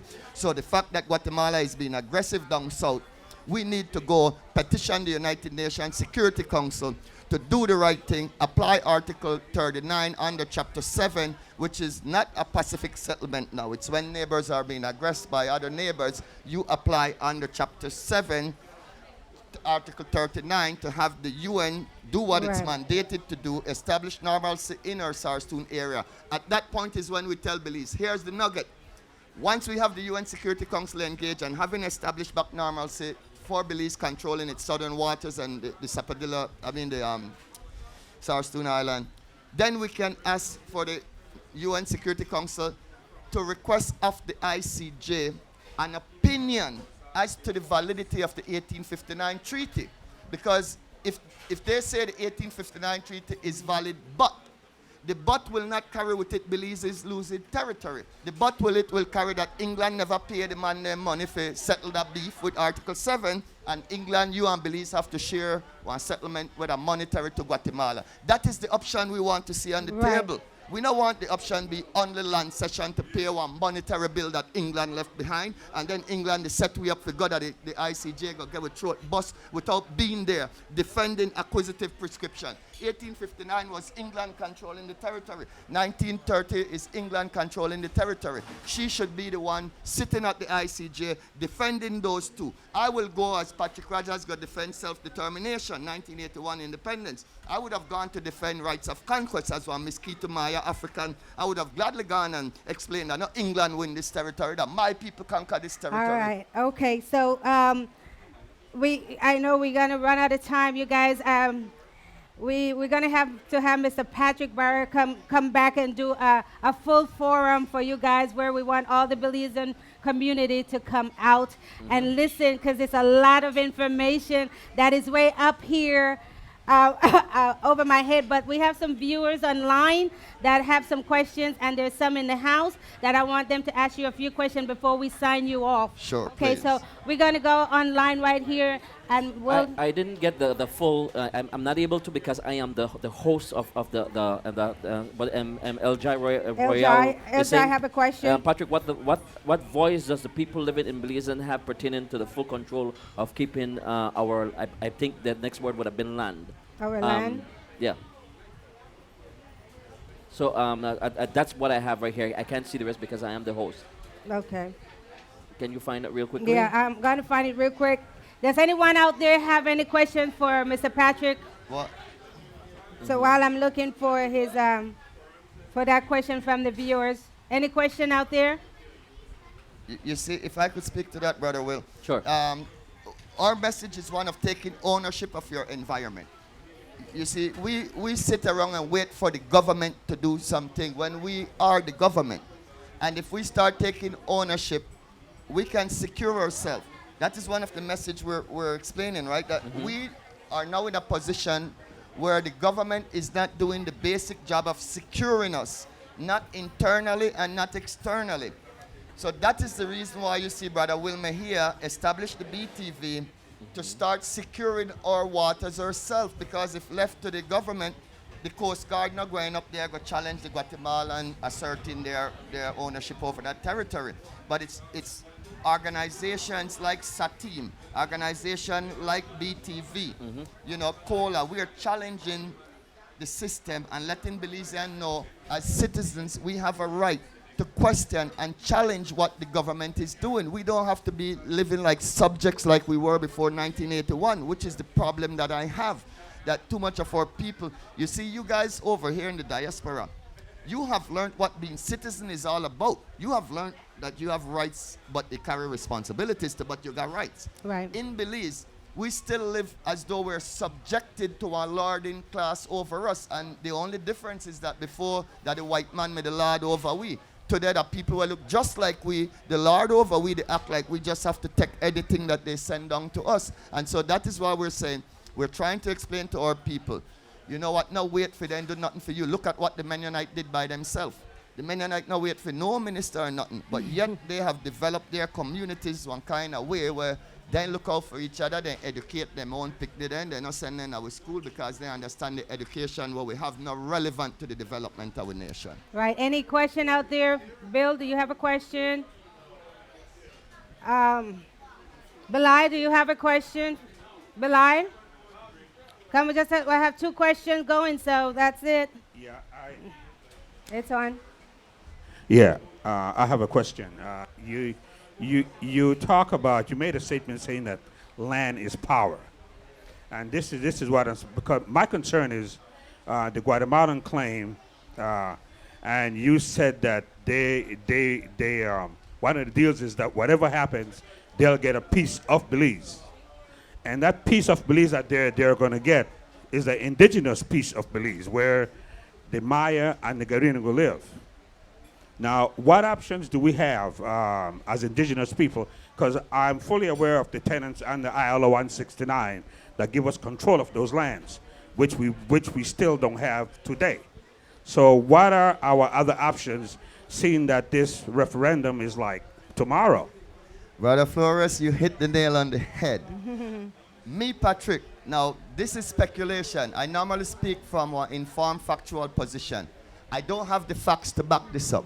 But clearly, the sequence of events leads us to believe that it's because U.S. capital Belize, understanding that this is a U.S. oil company that has the rights to drill for oil in Guatemala and Belize, right across the border, two adjoining piece of blocks. They were the one who started this instigation of getting Belize to the ICJ, because in Guatemala, the indigenous people have zero rights. You know that, Mr. Flores. And our Mayans demanded their spot at the table with the oil interest, that you are not going to come into our area and drill for oil without having us consulted and us determining how much is our take. The problem is that our government were set up and I think it works out to like 23 cents on the dollar is all we get from our oil. Now, if you put it in perspective, Royal Dutch Shell, drilling in front of the Netherlands, has to pay 70 cents on the dollar. And they're still profitable, drilling in deep ocean waters.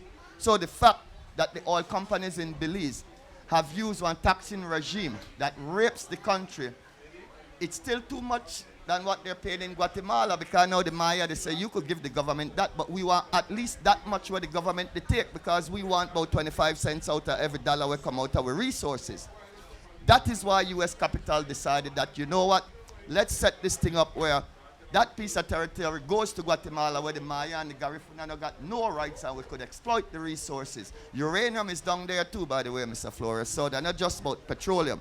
That was richest piece of land, it called the Sarstoon Temash, there between the Sarstoon and the Temash River. Biggest oil deposit there, and the British knew that from 1956. In front of the Monkey River, the biggest oil reserve in the sea sits. So that is why the Guatemalan generals wanted from Monkey River down to the Sarstoon. And that is why we're being set up now to have that happen. And I think it can happen. You see the Balkanization, Europe with Yugoslavia get bust up, Czechoslovakia. Nothing that borders mean anything to the multinational corporations. They're concerned about the resources and have no love for the people, Brother Bill. All right. Thank you. Thank you. Good question.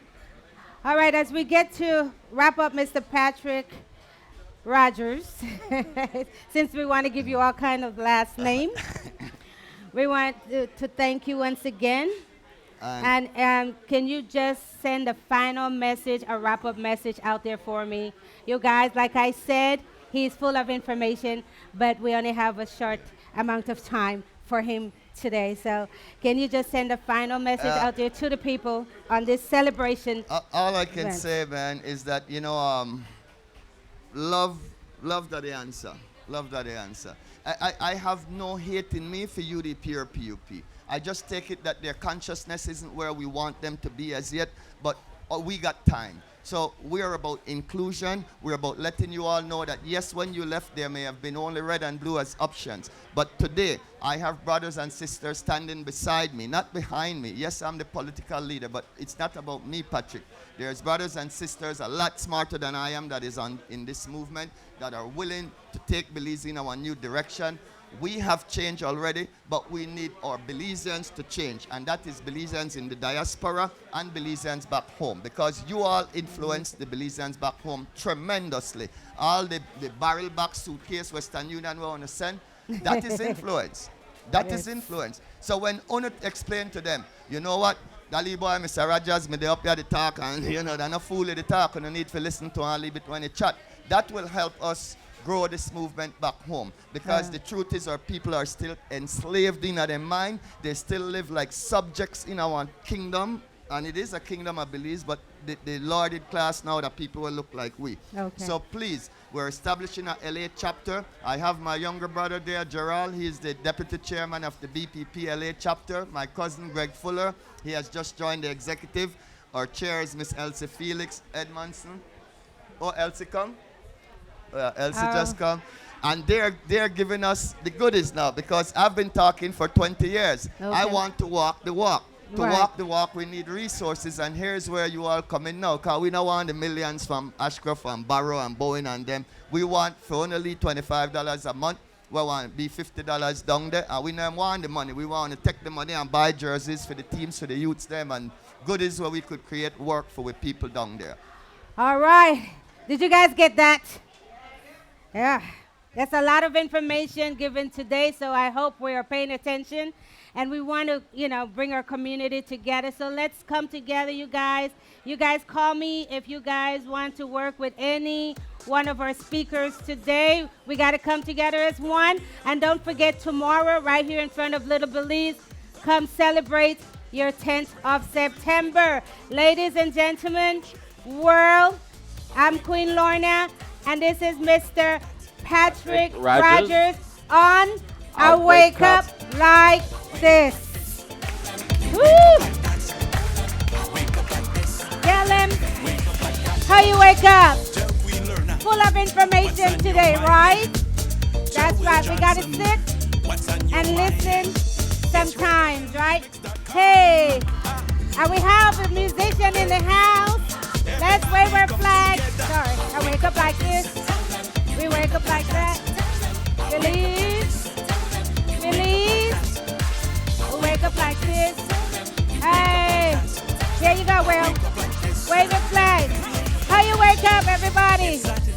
That's right. You can feel the energy. Uh-huh. Yes, there's a party about to get started. Belize celebrate. All right, all right. A new beginning. By who? Okay, we will play. You got all your stuff?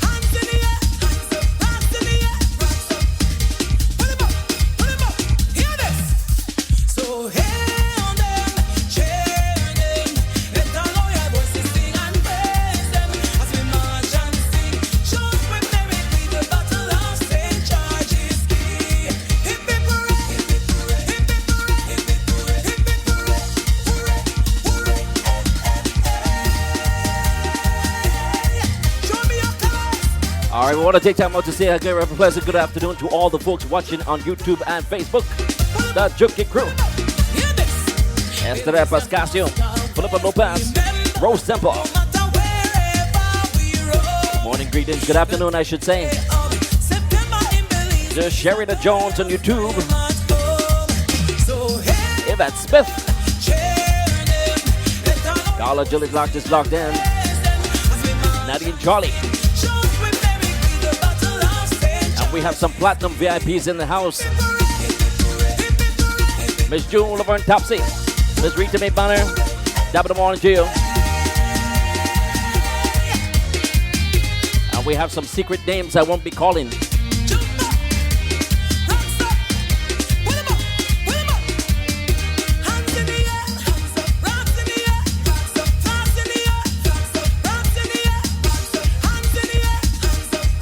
Your musical interlude on a wake up like this.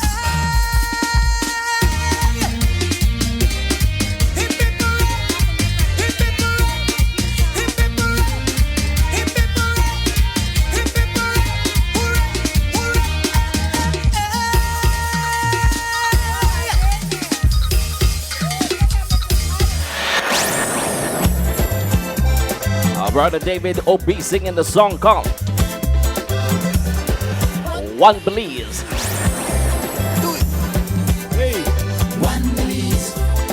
One of my favorite right here. Listen to the lyrics now.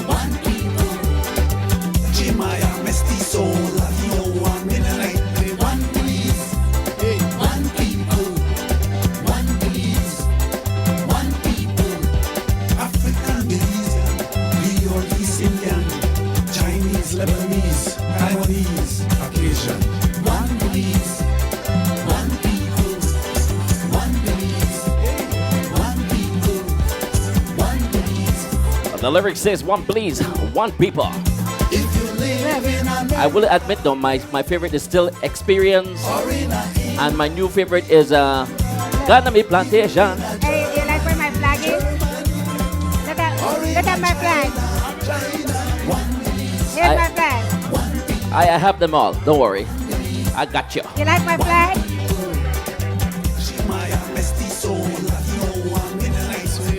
You like my flag, Will? I don't have to hold it.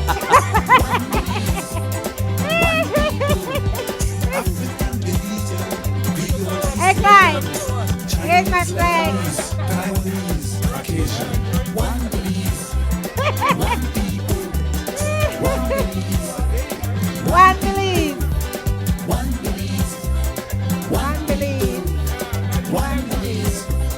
One people. All right, let me hand this over to the host, Queen Lerna. Go back, Queen Lerna. All right, you guys, we're having too much fun right here. I forgot to thank my sponsors.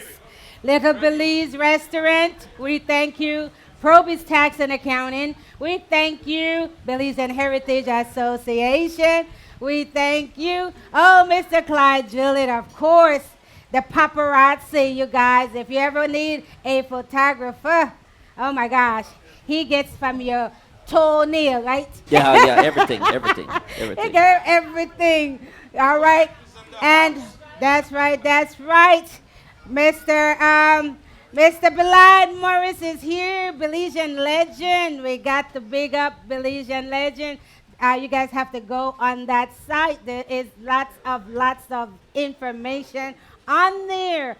All right. And of course, Little Belize, I said that already, but Belize, Radio Belize Mix. Oh my God, it's been a long morning, you guys, long day. But the fun continues. It's not finished yet because we're going to go and go and go. And if you don't feel like sleeping tonight, come hang with me tonight. We will play some music because we're going to have to be up for tomorrow right out there where we're going to march, have some fun, and unite. Okay? Ladies and gentlemen, in the house, by way of Belize, all the way from Belize in the house, we have our legendary, for those of you who don't know this gentleman, you better get to know him, all right? And also if you hear in the next couple of weeks, we'll have something, a little something special for him before he head on back to Belize. But with me is my co-host, Mr. Belide, who will give him that honor of introducing the one and only Mr. Belide. Yes, Sister Lerner, Brother Will Johnson. A wake up like this, I am honored to introduce to you Belizeans at home and abroad the legendary Brother David. Brother David Obi. Ooh, come on, make some noise. There's a lot of us in here. Very much. This brother needs all the honor and respect. Yes, man.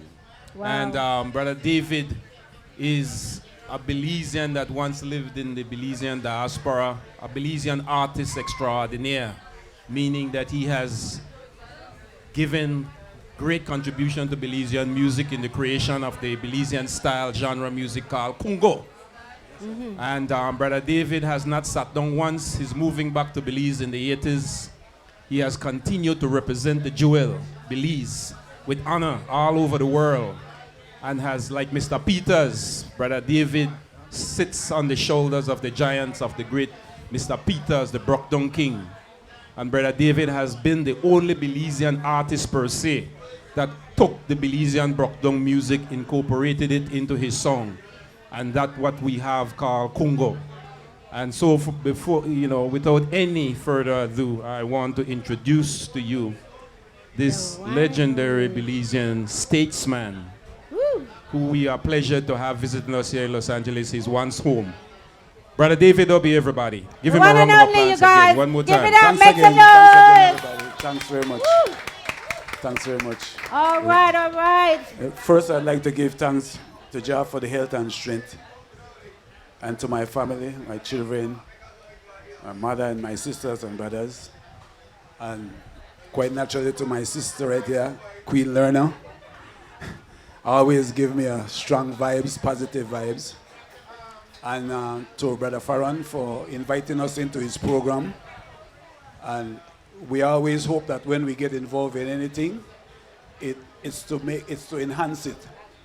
So we hope that whatever little contribution we're able to give over this celebration that we're here will help to forward whatever we're doing in LA. So again, I want to thank all the brothers and sisters that come out today to support us, and come out again tomorrow so we could play some music for you, right? Thanks very much to everybody. We do appreciate it. Right, come on. And you guys, I'm going to let him talk a little bit about his style and his journey through this music and how he made that transition into which we now know as the conga music. I had an episode where we were talking about the different Belizean music, the Brockdown music, the Paranda music. So I need you to just give us a little education as far as your journey. I know from here you was with several bands and different bands, and you was in New York and all across the globe, and Mr. Patrick Barrow is in the house, and you guys work so closely together. So can you? Part of the journey. Yes, can you tell us a little bit about your journey so that the youngsters that's listening can follow in your footsteps, which is a positive one? So do we have 2 days or 3 days? We have. Anyway, I'm just kidding. I'll try to make it brief, right? Right. This same program that we are doing tomorrow, myself, Patrick Barrow, Raymond Barrow, Errol Diaz, I think Clifton Lewis, about 5 or 6 of us got together to start this very program that we're doing in September. Right now, our first program was done at Jesse Owens Park. Right? And every year since that, we've been keeping it up. I'm just so overwhelmed with the idea that I was not forgotten and have been invited to be a part of this program that we have started so many years ago. Then we went on. At that time, we started off with Norman Joseph Band, Astros Band. We only had one band in LA before us. That was Lem Van Band. And then we built our young band by the name of Astros with Norman Joseph. And then from after I went on to do some rock music, I wanted to stretch farther than just the Belize community, so I went out and started playing some rock music. I had two young men with me, Manny Good, that is still playing today. Manny Good, he was in here just now. Yes, and Lem Van. We had the opportunity of playing at the Troubadours, which is a world famous club. You know, that was a great experience for us. And I also traveled to New York where I played with Norman Sigeri band, which was like the #1 band in those times. I also played with the Web, which was an amazing band also. In history, you guys will hear and see these names again. And eventually I came back to Los Angeles when reggae music was coming, and we made our band by the name of Unity. And we were some of the young musicians that brought reggae music to California. We played in all the clubs, just name it. We played in all the clubs for free. And in Santa Monica, we did all the... Say that again, for free? For free, because in those days, they weren't paying you to play, you know, but we enjoyed it a lot. We were building ourselves. We did all the college, all the universities, USC, UCLA, Santa Monica, Dominguez, Riverside. We played at all the universities with our reggae band. That band consisted of Raymond Barrow, Craig Tomlin, and one of my late son, Ricky. So that was Unity. Right. And in 1984, I decided it was time. I knew enough by then that I wanted to make an album. So I started to work on my first album by the name of No Fear. No Fear. And I was the first Belizean to get a contract in Hollywood, even though at that time I didn't say much about Hi, it. You know, there is Manny. Yeah, Manny just came in here. I was talking about Scorpio's Journey, the rock group. Yes. Yes. And so I got my first contract from Big Time Records. And immediately I knew it was time to head home because it wasn't getting easier. Belize and gone Hollywood. Yes. So all right. I took my first album home, and thank God the people loved the album, and that started a whole Belizean era with the Congo music. But what really made me did the Congo music was one night we went to a show that Dells and the Sensation was performing. As Dells and the Sensation was one of our earlier groups that used to play all over the place, right? They were a very strong group. And they played ballad, reggae, anything. They used to play everything. And I was backstage, and the Jamaican brothers was just starting to come to LA. And one guy made a comment about the music that they were playing, reggae music, right? That they were not playing reggae music. And I'm saying myself, to me, it sounds like reggae music. Reggae. I'm enjoying it and everything, right? But at that moment, it hit me that we didn't have a music at home that we call our own. So I had to, as a Belizean musician, I said, you know, I have to start creating a music for my country. We had the Brock Down and all of those music, but we weren't really paying attention to it too much, right? So it was like we didn't have a music. And that was like the seed of the Congo music. And I started working on that until we got to the album, and I took that home, and the people loved the music. And I got, Mr. Peters invited me into his band, and that was like the best thing could happen to me because I needed to hear the Belizean music again in my head and in my soul so that I could play Belizean music. Because it's very hard when you're living out here and you're hearing all these other kinds of music, right? All kinds of music to really focus in on your music in Belize. It's hard. But after many years of living in Belize and working in Mr. Peters, I start hearing the people and say, okay, now the music sounds like Belizean music. And it was true. So now Congo music is at a very good age. It's just growing. And what I have done over the years is put my experience into the Belizean music. My rock experience, my funk experience, my everything experience goes into Congo music. And when I'm dealing with the tourists and they hear the music, they point it out. They say, oh, we hear some rock in it. Oh, we hear it. And that's what I want. That's that Belizean music. And Congo music is a blend of what you put is into a blend of what Brother David had experienced through his musical life. Right. So and I have played blues, I have played calypso, I have played rock, I have played R&B, I've played all these music. So when I record, all these different elements comes out in the music at some point in time. Okay. So when I took the music to the big record company on Sunset, I don't remember the name right now, immediately they said this music belongs in the world beat section. And that felt good, you know, because now the music is a world beat music. It's not just Belize, or it's a world beat, but it's a music that is representing Belize, right? So that felt really good. So now the music is in a world beat genre. Okay. Right, and we're gonna give a taste. We want to play some music because the folks want to hear They your want to music. hear it. Okay. All right, so All here right. goes. He got a Congo music one too. This one is taken off the brand new album, the September song, and it goes like this.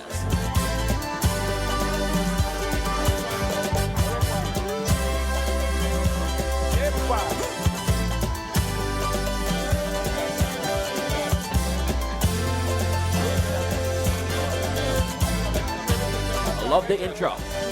Great intro. I could see him on that guitar right here. This September, St. George's Key Day. Yeah, let me remember. This September, Independence Day. Well, remember the 2 days. 2 Then days. we could jump up, and fill up. All of we could rise up and stand up. All of we could get up. Oh wow! I like. As we build our country, day by day more people they come away. Every day more people they come. Most of them say they come to stay. And when they come to stay, Fix up, and make we build we country. This is no time for political division. This is the time to make some decisions. Whole world in a crucial evolution. And no one funny situation. If they key into the message.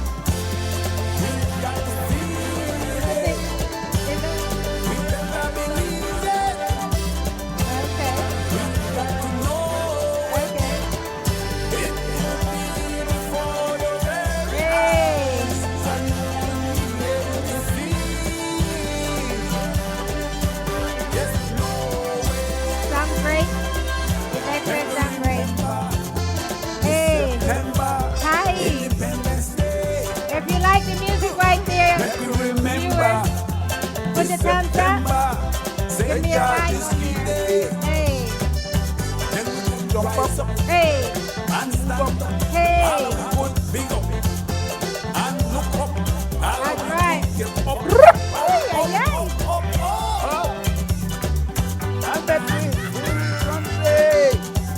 We speak your name and salute your spirit. We will give thanks to some of our ancestors who carried the burden before us to help bring us this far. First, the 12 Afro-Belizeans and 2 Europeans from Flores Bank that took stand and fight against the genesis of Belize. Also, September Brother Severanis. remember this is our time, right? This September of we month. We month. TV Ramos. So know it. Igbo people. The Ashantis. The Mandingos. And the Yoruba. Ladies and gentlemen, introducing the music of Brother David Obi. Thank you, Brother David. Thanks, my brother. I enjoyed Thanks that. very much, boy. You picked my favorite September song too, boy. I tell you. Will Johnson. All right. I got you. And there's another favorite one of mine, the Plantation, or Sambaida Muchula. Yeah. I love that one. I know that's the real roots, right? Yeah, that's one of my favorite too. But like I said, my first was Experience, then Plantation, and then oh my goodness, and I just love this next album. But you know what? I like all of them, but those are my favorites. Right. So and when Will picked them, he picked them. So we're gonna give him a taste of Plantation. Yeah, and he's gonna and Brother David gonna tell us the little history. I love how everything is just so beautiful. The videos, if you guys can go online, check out the videos, guys. It's beautiful. And there is a beautiful song that I put on there. It was done by Mr. Francois. Yeah. Yes, that video is so beautiful. And the title of that again was This man, this latest video you're talking about? Because we did, no. It was an old 2015 we've come a long way, yes. Yeah, we've come a long way. That's another September good song again too. Here, Plantation. Kelly. Hey, I gotta be plantation. so that most people know the lyrics from Plantation, the energy from Plantation came from Gales Point, Manatee. Gales Point, Manatee have a lot of traditional music where Belize still not experience it. We they bring it out now and then they start to hear it, Right. right? Because Plantation, Mochola, Pianabelly, look, I could go on. Hey, lot of traditional music that Gales Point. When I even touch the surface yet, I only bring out about 3 songs out of Gales Point, and all of them catch the people. As a matter of fact, there was a time when I did travel the musical career, and I get to a curve where I say, well, where I want to sing about now, you know, because home we not got a lot of things to look on for sing about besides naturalness. And I done sing one lot of that already. And they invite me for come to Gales Point. And when I get down there, the music when they play, the samba music when they play down there, I never hear this yet. And I say, well, where this? Most people I believe never hear this music before. And shortly after that, I invite them to come to the studio and we record it. And they never catch the Gales Point rhythm right away when they play it on the radio because I'm new. Yeah. And I never want to waste it, so I decided I want to mix it with the Congo music. Exactly, the samba and the Congo. And as I do that, the green light gone on. Everybody like it. So pay attention to the samba music. Again, Dale's on the sensation. They used to sing one lot of the samba music long time, right? But we just pay attention. Right? No. And when I come out to do the video was done by Rasbab, one of my strong brethren. He have a business right when the corner of Vernon and Normandy. Yes, I think Rasbab. Right. He did the video for Belize and Product. I always thank him very much. I mean, none of my plantation. Yes. And the dancers, there's some sisters from Haiti. Oh, I thought so. When I watched it, because we couldn't get you guys. So. We really wanted you guys. Up to now, we still don't want you guys. They didn't want to bring us to Belize, see? You know? Yes.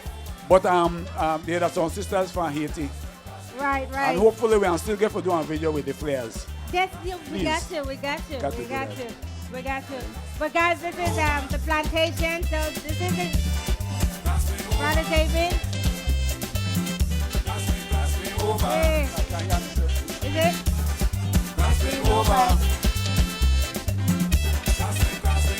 Oh yeah, I like that.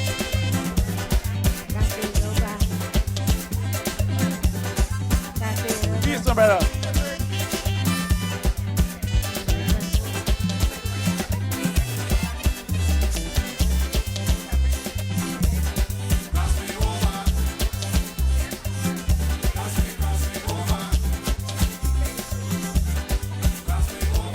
And some of the musicians we have playing on this track, Nekuma, my son, that has been with the band for many years, all the years.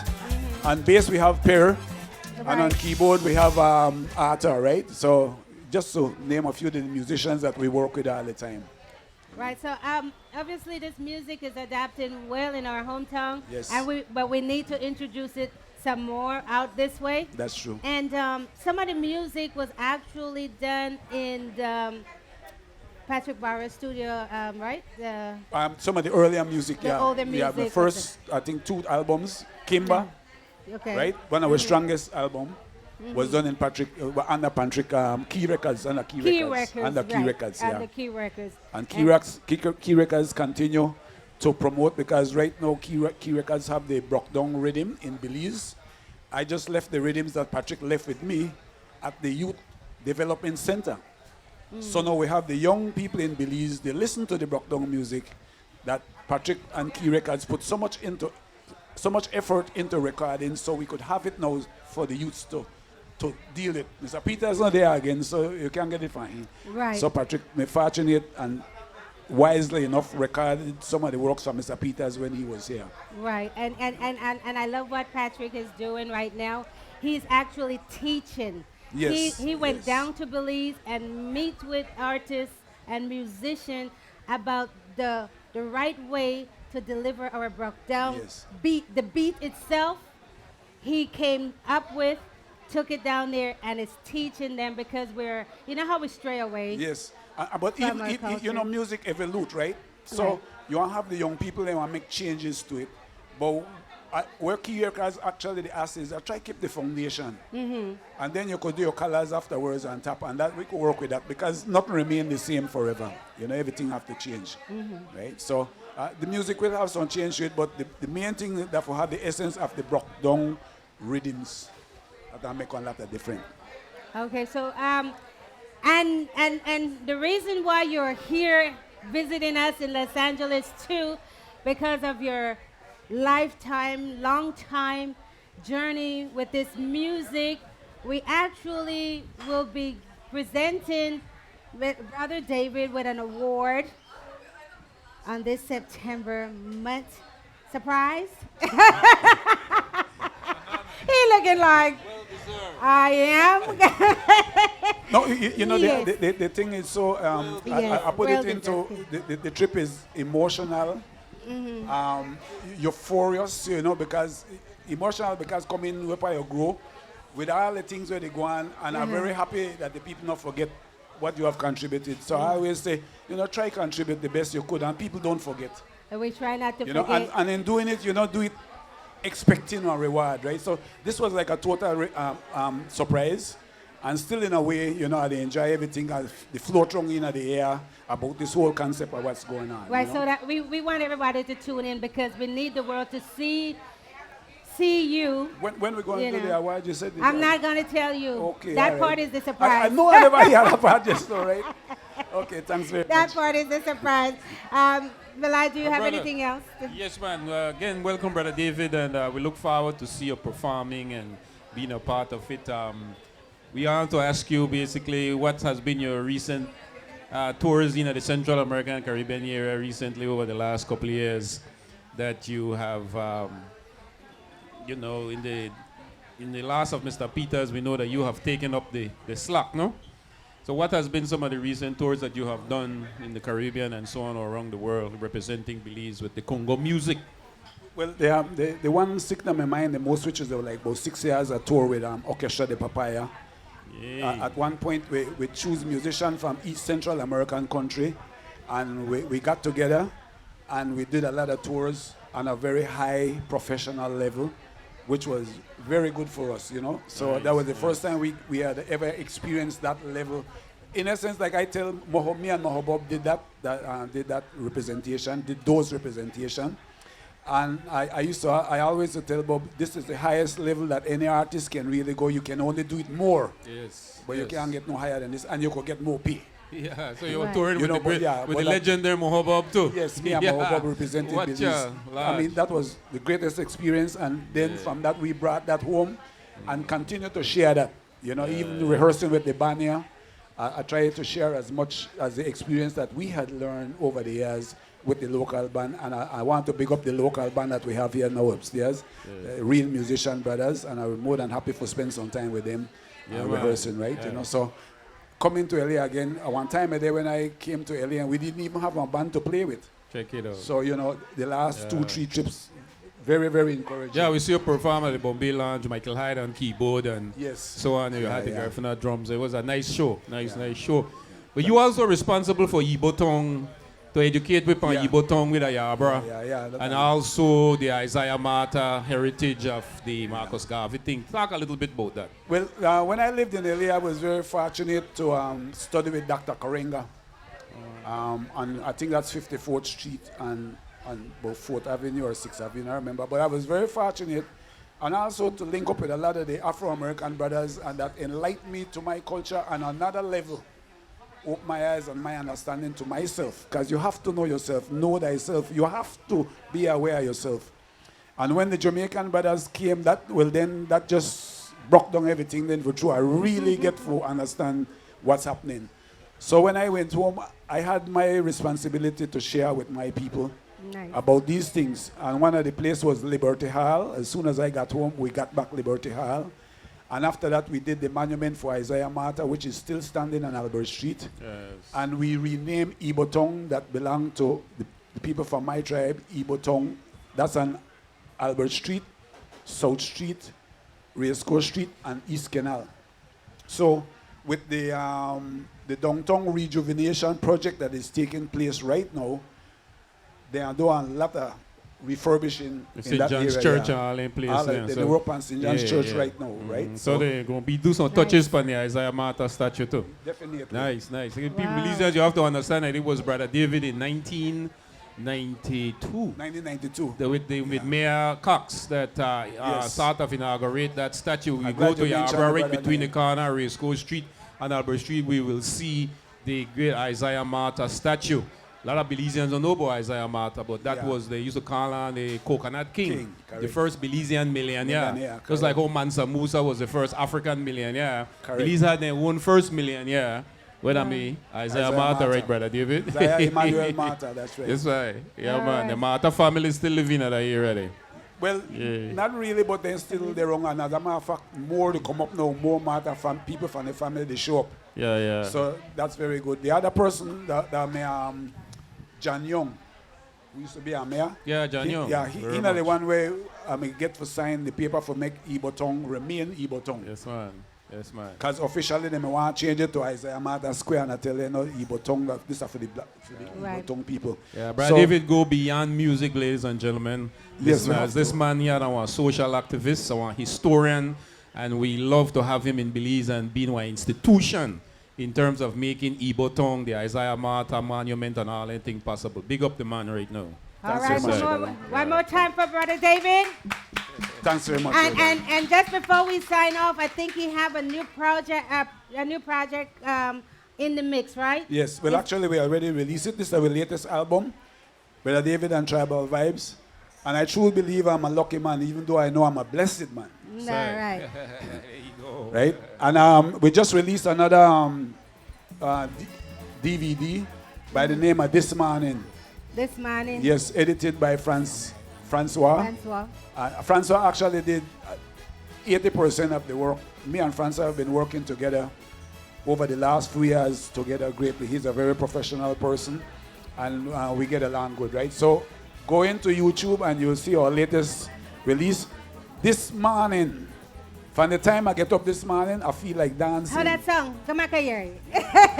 We having fun this I right think we here? have it somewhere in here. But We having anyway. somewhere This one I have on the pain Which belly. one? Pain a belly? What? Yeah. If you eat the wrong something, you poop. All right, make it hear it. Pain a belly. To walk up in a belly and drink some flour Don't make lab, it catch right? you when you're up at the plane up the top there. They fly to Belize, Miss Rita. Flour lab ease up You in don't a want belly. nobody follow you to the bathroom after that. It's a different kind of pain a belly. Oh, okay. And that space in the bathroom too small. It's a different kind of pain a belly. The flour lab ease your belly or you hat your belly. This Right, pain, Will?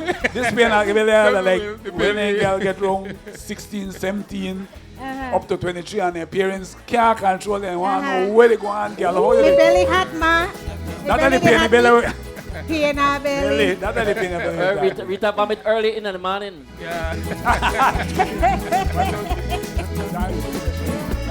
Oh my goodness. All right, you guys are listening to the one and only. Is that Brother Farron over there I don't know who that is. with the gorilla face? Who is that, Will? Is that Brother Farron over there with Who the is gorilla that, face? Will? And brother Phil Smart. Hey. It's somebody in my house right now, but I don't know who it is. They have a face on, you guys. Hey. Check this out. What you got? What you got? What you got? Come on, Juke crew. I can't hear you. I can't hear you. Oh. Did you tell him to be quiet? Tomorrow we have to do the pain and belly. I'm not doing the plantation. Do it. Do it. Do it. Do it. Hey. Hey. What? Hey. When you say you got girl, Pain and belly. did you walk out last night? Oh, what happened to last night? Last night did you get pain and belly? You better go see the doctor. Pain and You belly. better go see the doctor. Come on, David. Hey, So my like you belly. pregnant again? Hey, my belly. Belly again? Hey. Somebody got pain and belly up there? Make her hear. I don't know, Brother David, but I still have to think about Pepto-Bismol. Pepto-Bismol? Wait, They're mine. Pepto-Bismol. Well, They're you mine. will, but Flora better than Pepto-Bismol, my That boy. not work for any pain a belly yet, though. You know, work. This That's are one different different kind of pain a belly. This is a different kind. Yeah. Different kind. But I just better think what I want. Yes. So that is one of the newest that. That I have for one of my that's- latest album. okay. And the song after that, the Igbo tongue. So I had to write one song about Igbo tongue. So the people could start be aware of Igbo tongue. Because, you know, we don't know the history there. You know, Where they're the right Creole there. people come from, man. You All right. So They are actually the African Belizean. Yeah, man. You dig? Yeah, man. Right, so And you the guys Creole are come from the enjoying- African Belizean. There So you you're go. right. You know? Deeper. But that's our root, Igbo tongue. Igbo tongue. And the thing about it, we are share with the brothers and sisters in the city, we are help them. That Dangriga, we had to have something for Bill Pan. We had the 19th of November. Right. So that Belize City, most of the brothers in the city don't have something for Bill Pan, right? They said 10th, but 10th, like everybody think we need something for you. I tell them Bill Pan, Igbo tongue. So you throwing concert in Igbo tongue, Yes, right? you know, do concert right. in Igbo tongue. When you have outings, call it Igbo tongue something. Yes. Promote Igbo tongue, and before you know it, we'll have one Igbo tongue day. You know, and you know, and the thing won't change, right? And then they start catch it, because I think when this is September, October, December, then they look to do something with one Igbo tongue concert. Oh, nice. And Easter Monday next year, Nice, and very definitely nice. want to do something with Igbo tongue, Nice, right? nice. So, Okay. and the radio station, Creme, they start promote it more now, you know. So, eventually, remember you hear about Igbo tongue. And when you hear about it, just Igbo try tongue. join in, right? All right, so we're going to hear something else from Brother David before we sign off with Brother David. Is there any solid final message to all our upcoming musicians and the youths out there, Brother David, before we play one of our, another favorite one of ours? Well, I always share with the youth and I say Jah first all the time, right? Your creator first all the time. You have to have a strong spirit in you to do anything, especially in the world today. You know, stay focused. You know, you really have to stay focused to the best of your ability, because we have so much distraction, right? Set your goals. No in a hurry, take your time. And try not step on people's head, forget it. You know, you could be on people's shoulders, but not climb on their head, forget it. Because the higher you go, the more you expose yourself to danger. Higher monkey The climb, higher the higher monkey expose climb. yourself. I think so. Mr. Belal. yeah, Gonna take right down my road. Right down my road. So we have to be wise with what we do, you know. You know, and That's cute. love one another, you know. I mean, Yeah. I feel a lot of love in LA right now from the Love people. and Eh? unity. Because I've had times That's- when I come in here and I say, boy, where the love gone. I think about 4, 5, 6 years ago, me and Patrick, we made they do something, and I find myself that when I walk on the street, I look behind, you know, and I don't know LA that way there. But since I come this time, I had one very beautiful experience Sunday on the bus. Right. And that one staying in my heart, because I prefer to keep that about LA, along with everything else we had the experience today. And I look forward to tomorrow for play some music for my people. Wow. Thanks very much. Oh. Wonderful. I get a little treat. Wonderful. Oh, my goodness. All right, so you guys, Huh? state where Yeah, bro. I Yeah, bro. said it- I said Town it- at Race Course on Albert Street. Make the exact block, right? By the old Bearing Ground. Albert Street, South Street by Wesley School to the East Canal. That means you go till the canal, and then you come up the canal to Racecourse Street. Oh my God. The whole area in the. You get that? If you go in off of South Street and start walk Wagner's Lane, you could end up through alleys and end up with I a know, Racecourse I know. Street without come from Albert Street. That used to be one town. That used to be one where part the people, the Igbo people used to live. Believe me, that small that they used to call that one town. Then back by the other canal by Yabra Bridge, that is Zaitong. Right? Zaitong. Zaitong. I know Yabra Bridge. The name still there on a house up there. Zaitong is still there on the house. Nice. All right, so We with got to bring history, those. know yourself so you could know your All right. history. It makes a lot of difference. All right, so what you got for what you got for us? Let me just do this publicly right now. Uh-oh. I want to thank Mr. Brother David O.B. Yes. for giving me an opportunity to work with him when I never got wisdom teeth yet. What? Yeah. We may used to play that As a youth. bonfire. Yes. Yeah, right I down tell the you street. guys, he's older than he is. But the thing is, from then I saw the potential in the young man, right? So when I see this in our youth, immediately I try bring her close to me Yes, and yes, share yes, as yes. much as I could without making it feel like they tell them what to do. Talented brethren. So we are all children coming from a man with great experience, a humble gentleman, and I want to Very thank you humble. personally for giving Thanks, everybody a brother. break, sir. Yeah, thanks you. Right. Right. Thanks And, very much. and we also want to give a Put your shout hands out together. to Put your your hands son. together. All right, there we go. And there for we go. those of you guys who don't know, that Ross Indio, Oh yeah. Oh wow. this is Daddy right here. Yes, Papa, I. can you big up I'm Ross so Indio glad you for me, mentioned Can't that. lift that out. Actually, I'm say that I last verse I want to say, but Racinda that the person who really ignite this whole thing. When I get to Faron, they tell me how it came about. So when India come home, cause usually everything in the come home, I say, Papa D, then call me Papa D. You know, can't call me Daddy again. He get too big now, so he say Papa D. So he says, look on this. And then I say, yeah, that me all right. And how me gone good and I left that. But this one, when he come, he said, no man, you have to check this out, man. And when I look, I said, but where part that happened? He said that the September thing. I said, boy, that look good. Then people get themselves together now, but true.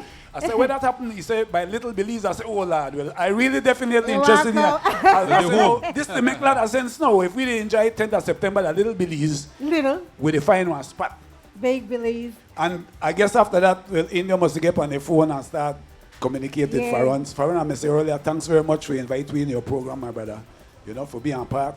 And found that Big up for everything happened because India bring the thing and make us see what it was. So I can't wait for you come right now for home, because he just come in last night. Farron is in the house. And my Hi, son, Farron. my That son. was you. I didn't know who was that face. All right, guys. Mr. Farron is in the house. Hard working for tomorrow. Yes. He's not going to sleep tonight. All right. Ladies and gentlemen, what we have going on here. Which one is this? This is not plantation. You could tell them about the Igbo tongue. Another tongue that believes. I like it. Telling me some places I don't even know.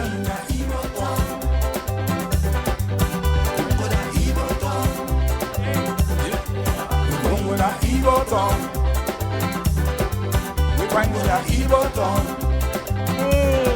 Man, we come from Ghana, Angola, Namibia, and South Africa.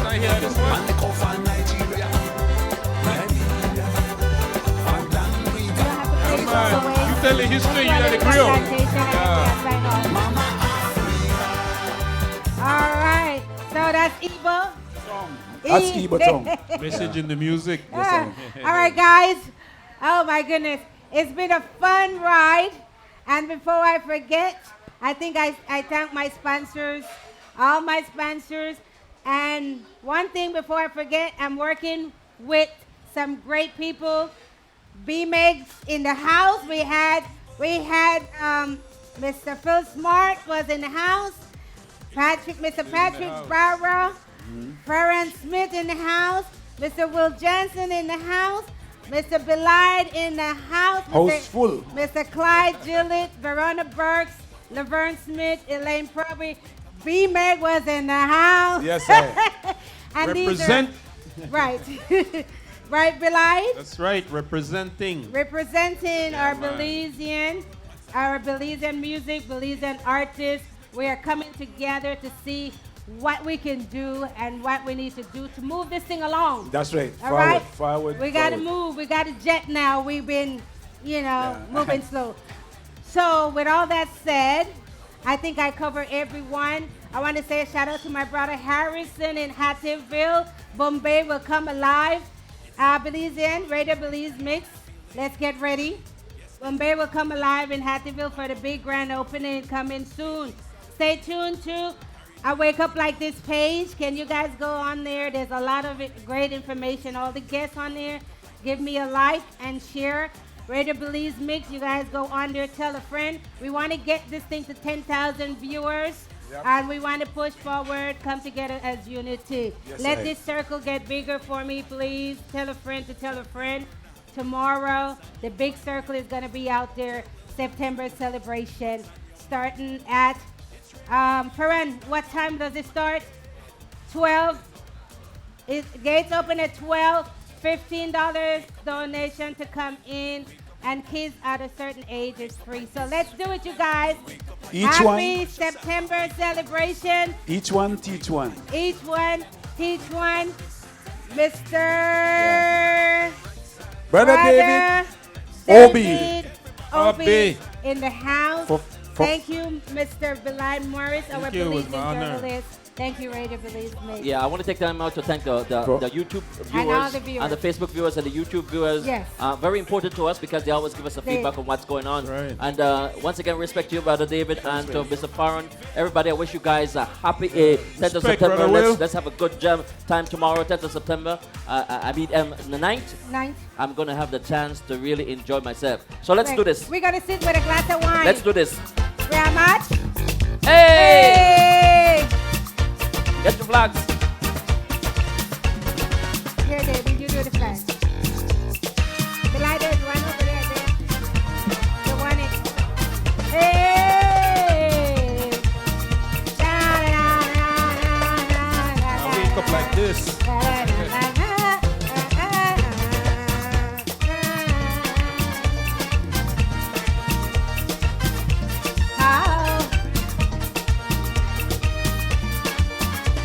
Yes.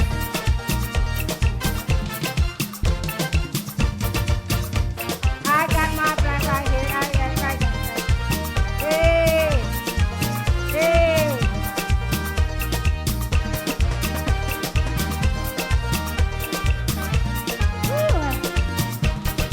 Yes, yes, yes. Check two. For further information on Brother David and Tribal Vibes, you can go to the website www.kungoproduction.com. That's Thank right. you. Yeah, I'll collect for that right now. Yay.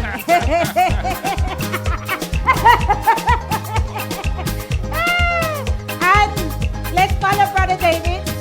I'm Queen Lorna, your host today. And we are here once a month on a Wake Up Like This show. Once a month, you guys. So stay tuned to my page for all information. Also, on Brother David little gathering before he go back to Belize. I need everybody to come on out and we're gonna have a great time right here. Little Belize Restaurant Bombay. Little Belize Bombay Lounge. All right? The Joker Crew, thank you for coming out. Thank you for coming out. Ernie, was it today you had a donation drive? Every Saturday? All right, so can you throw that out there, please? They're collecting donations for a cause. Yes, ladies and gentlemen, Fitness in the Hood. We have a donation drive for the Put Down the Gun youths in Belize. We're collecting funds, monetary funds. If for some reason you can't bring the donation, whatever we're accepting, diapers, clothes, used clothes, new clothes, old clothes. You guys can find me on my page under Ernie Arzu, on my Instagram under Ernie _ Fitness in the Hood. Thank you. Farron Smith, please. Brother David. Brother David, we thank you so Farron. much. Belizemix Morris, we thank you so much, you guys. Everybody, Thank you, sir. make sure you remember to All come right. out to September, tomorrow, September 9th, 10th of September, Jump Up Fest. Sit down there, babe. And Sit down there, Papa. Oh, okay, my bad. Mr. Phil Smart, would you like to say something real quick, please? Everyone got it? Okay. Go there, Farron. All right. Welcome, Mr. Farron Smith, hardworking young man right here, you guys. Thank you. Happy September celebrations, Los Angeles and all Belizeans in the whole world. Don't know. Blah, blah. Blah, blah, blah. I'm going to show you something. This is the face where you walk in there with. Me never know who this. I'm going to look for Ron. Daddy Monkey Man. The monkey man. He the So can you tell behavior. them what to expect tomorrow, please? Oh, tomorrow we have some awesome performances. We have Brother David in the house. We have Racindio, Tanya Carter. We have Misha Steele all the way from New York. She have the new 10th of September song. Yes, I I think saw you the know young she lady. will. You know her, right? I introduced, yeah, we used to play together. We used to work together in Santiago. Yeah. So I figure, so she had to do her thing and, mash it up. And it's 2 days event. Can you tell them folks the days, please? There are 2 days. Tomorrow is the first one, which is September 9th.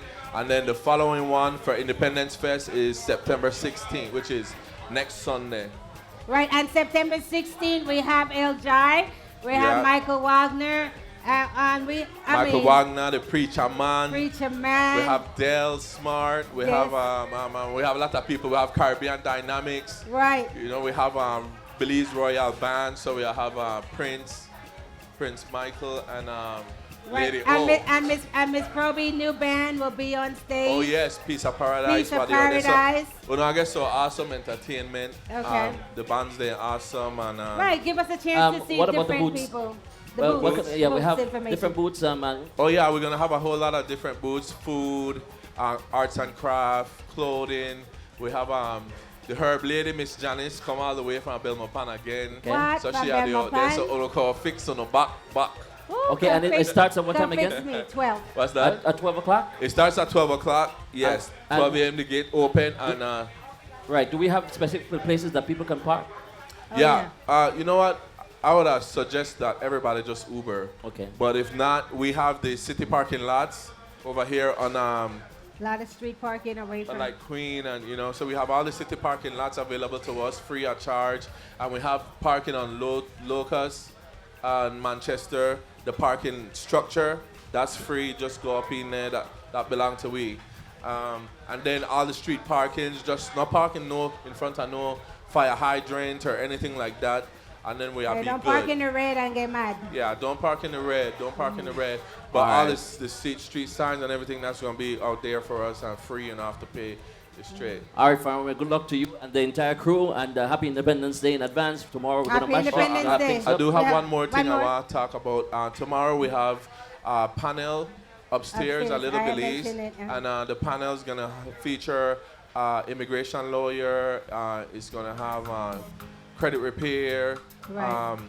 Diabetes, Real estate. medical It's going to have issues, cancer, health and diabetes, fitness, health and fitness. and several things. And I want to big up one of our sponsors, Who that? Rochelle Luna. All Sorry, right. I can't say the company name right now because I don't remember. All right, it, well, that's but what- she does like music. Business consulting. She's gonna teach people how to like get grants and stuff like that. So tomorrow, you guys could come check that out from 2 till 4, and let's go All right. have a great September.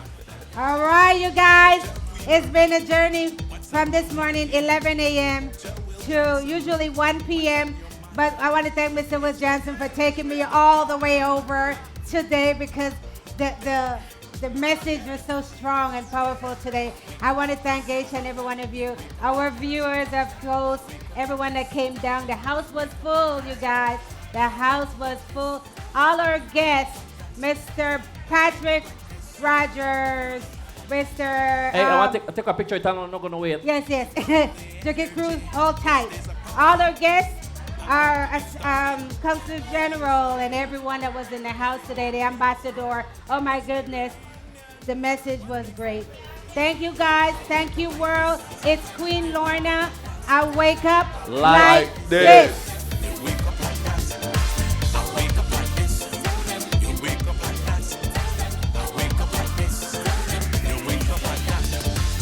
Tell Queen Lorna what's on your mind.